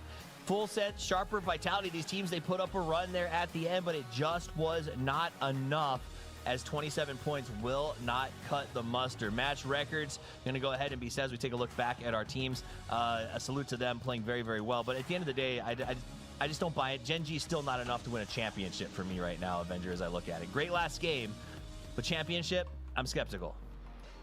Yeah, you got to question it a little bit if you have to have that last game big pop-off to get into the cutoff here. But still, happy to see these guys are evolving here. And now that we've been saying this, I wonder that they might pop off in the final, right? So let's not get our head ourselves to see what happens tomorrow. Here is who takes the field of battle tomorrow. It is the grand final. This is what we've been waiting for 3 weeks to get to this spot. The 8 teams who are already there qualified in a basically combined score, and in doing so, between those top 8 teams, I think it is like 7 world championships this year alone where they've lifted the trophy. So the guys who made it through today, they do not by any means have an easy journey ahead of them, Poro. No, they sure don't. That is a murderer's row for sure of teams, and especially now that we're down to 15 or up to 15 games, I should say. Adjustments, day-to-day adjustments are going to be a lot more important, and some teams are just much better at that than others, and we're going to see that on full display. Jeez. We start on the grassy pastures and on the grassy pastures tomorrow. But as a reminder, $300,000 in this prize pool. And how many points for the winner for PGS points, Martin? How many is it, Avenger? It's 120 points.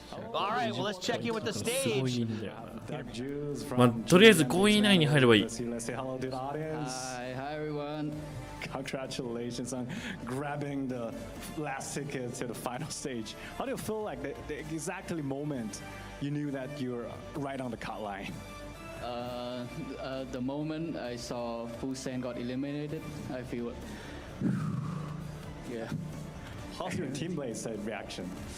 I don't know, because at that moment I was so scared. I would go to go in the bathroom to you know. All right. I like that means everything, I think. Yeah. But let's talk about past 2 weeks, because what you learned over the past 2 weeks that maybe helps you perform better in the final stage of Circuit 3? We still need to learn more, you know. We're not like a top team right now, so we need to learn more about good team. We need to learn more about how they play, what their tactical is, or how they movement. So we need to learn more every day. Yeah, let's go deeper, because you mentioned that you're maybe not the top team, and especially you just right on the cutoff line. So people don't regard you as a top team, as a strong team. Will that affect how you see yourself? Do you think you still have like competitive enough in the final stage? I think we still have something to do in the PGS 9, because we have a lot of 16 place, so we need to get in the top 8 place. So yeah, I hope this PGS 9 we got into the top 8. Yeah, but it's a new start in tomorrow's PGS 9 final stage. What's your target? What's your goal? Yeah, we only need to get into the top 8. As I say, we don't need champion or top 3, just into the top 8. So yeah. All right. Let's looking forward to you guys what to performance in tomorrow's game. So let's see you in the final stage. Bye bye. Bye bye.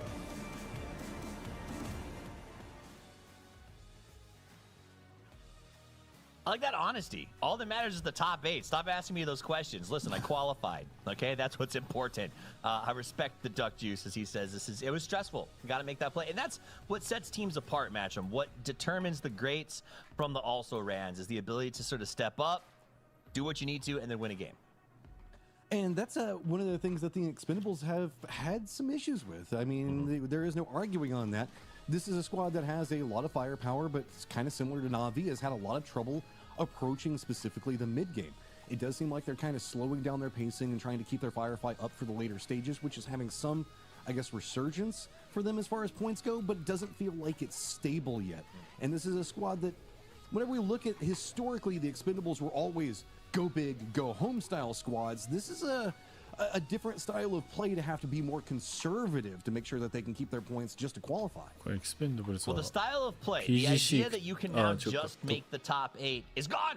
Done and dusted, as Sims would have said back in the day. This is the moment where you start tomorrow, 15 games, to set the statement that you're not only the winner here, but you're set to the PGC road. Because at the end of the day, we're close. We're 3/4 of the year done. PGC looms large in the distance. You don't want to leave it to the last PGS cycle to qualify. This is your moment to sort of get ahead of the pack, and that's what's about to start. Before we get into that, I do love final thoughts. So I want to get final thoughts from you guys, either on what happened today or looking forward to tomorrow before we sign out for the afternoon, evening, morning, wherever it is. ありがとうございました。 So let's jump off. Final thoughts. 明日からはファイナルステージ3日なんで15試合見れます。なんで、先週先々週の2日10試合ではなく追加で1日プラス5試合ということなんで15試合、金曜日からやっていくので、一緒に見ていきましょう。この配信はハイライトの後、終了します。天の声、川田ジョン・マイケルでした。また明日会いましょう。また。 Having missed 3 finals, this was their chance to come in and kind of get back to that. Even though Twisted Minds has been into so many, well, all of them, they have not had these big finals movements here. So this confidence could be the resurgence from Twisted Minds that we really need to see. If they're ever to, as this team, get a PGC win, this would be their time to ramp up and towards that. Well, it's time for everybody to ramp up as we get ready for... No, I'm kidding. Matt, go ahead. What do you got? Final thoughts. I'll keep it easy, man. It's time. Let's get hype. We're going into 15-game circuit. That's going to be 3 days of action. Can't wait to see it. You know, a couple of squads have been leaning into like a more consistent fashion, such as VP. Could be great for them. 17's on their own come up. Made in Thailand looming. We're just watching like the Survivor Series. Now we've got to get the dogs that managed to not have to fight their way through it because they were in the top 8 already. This is going to be a great weekend. Make sure you guys stay tuned for all 3 days of the action. Matt is dead on. 3 days of action and the Dogs of War are calling. 8 stood above the fray and waited for battle. The final 8 were determined today in a barn burner of a qualification. But now we have the big 16, the Apex Predators, ready to go. So make sure you're here. Same time, same place tomorrow to kick off a 3-day 5 games a day series, 15 overall, $300,000 on the line, as well as a massive amount of PGS points. It is going to be awesome. You need to be here. On behalf of myself, Matchroom, Avenger, Porosaurus, the entire production team, Crafton, and all of the players, thank you so much for spending your day with us. And until we see you tomorrow, play more PUBG.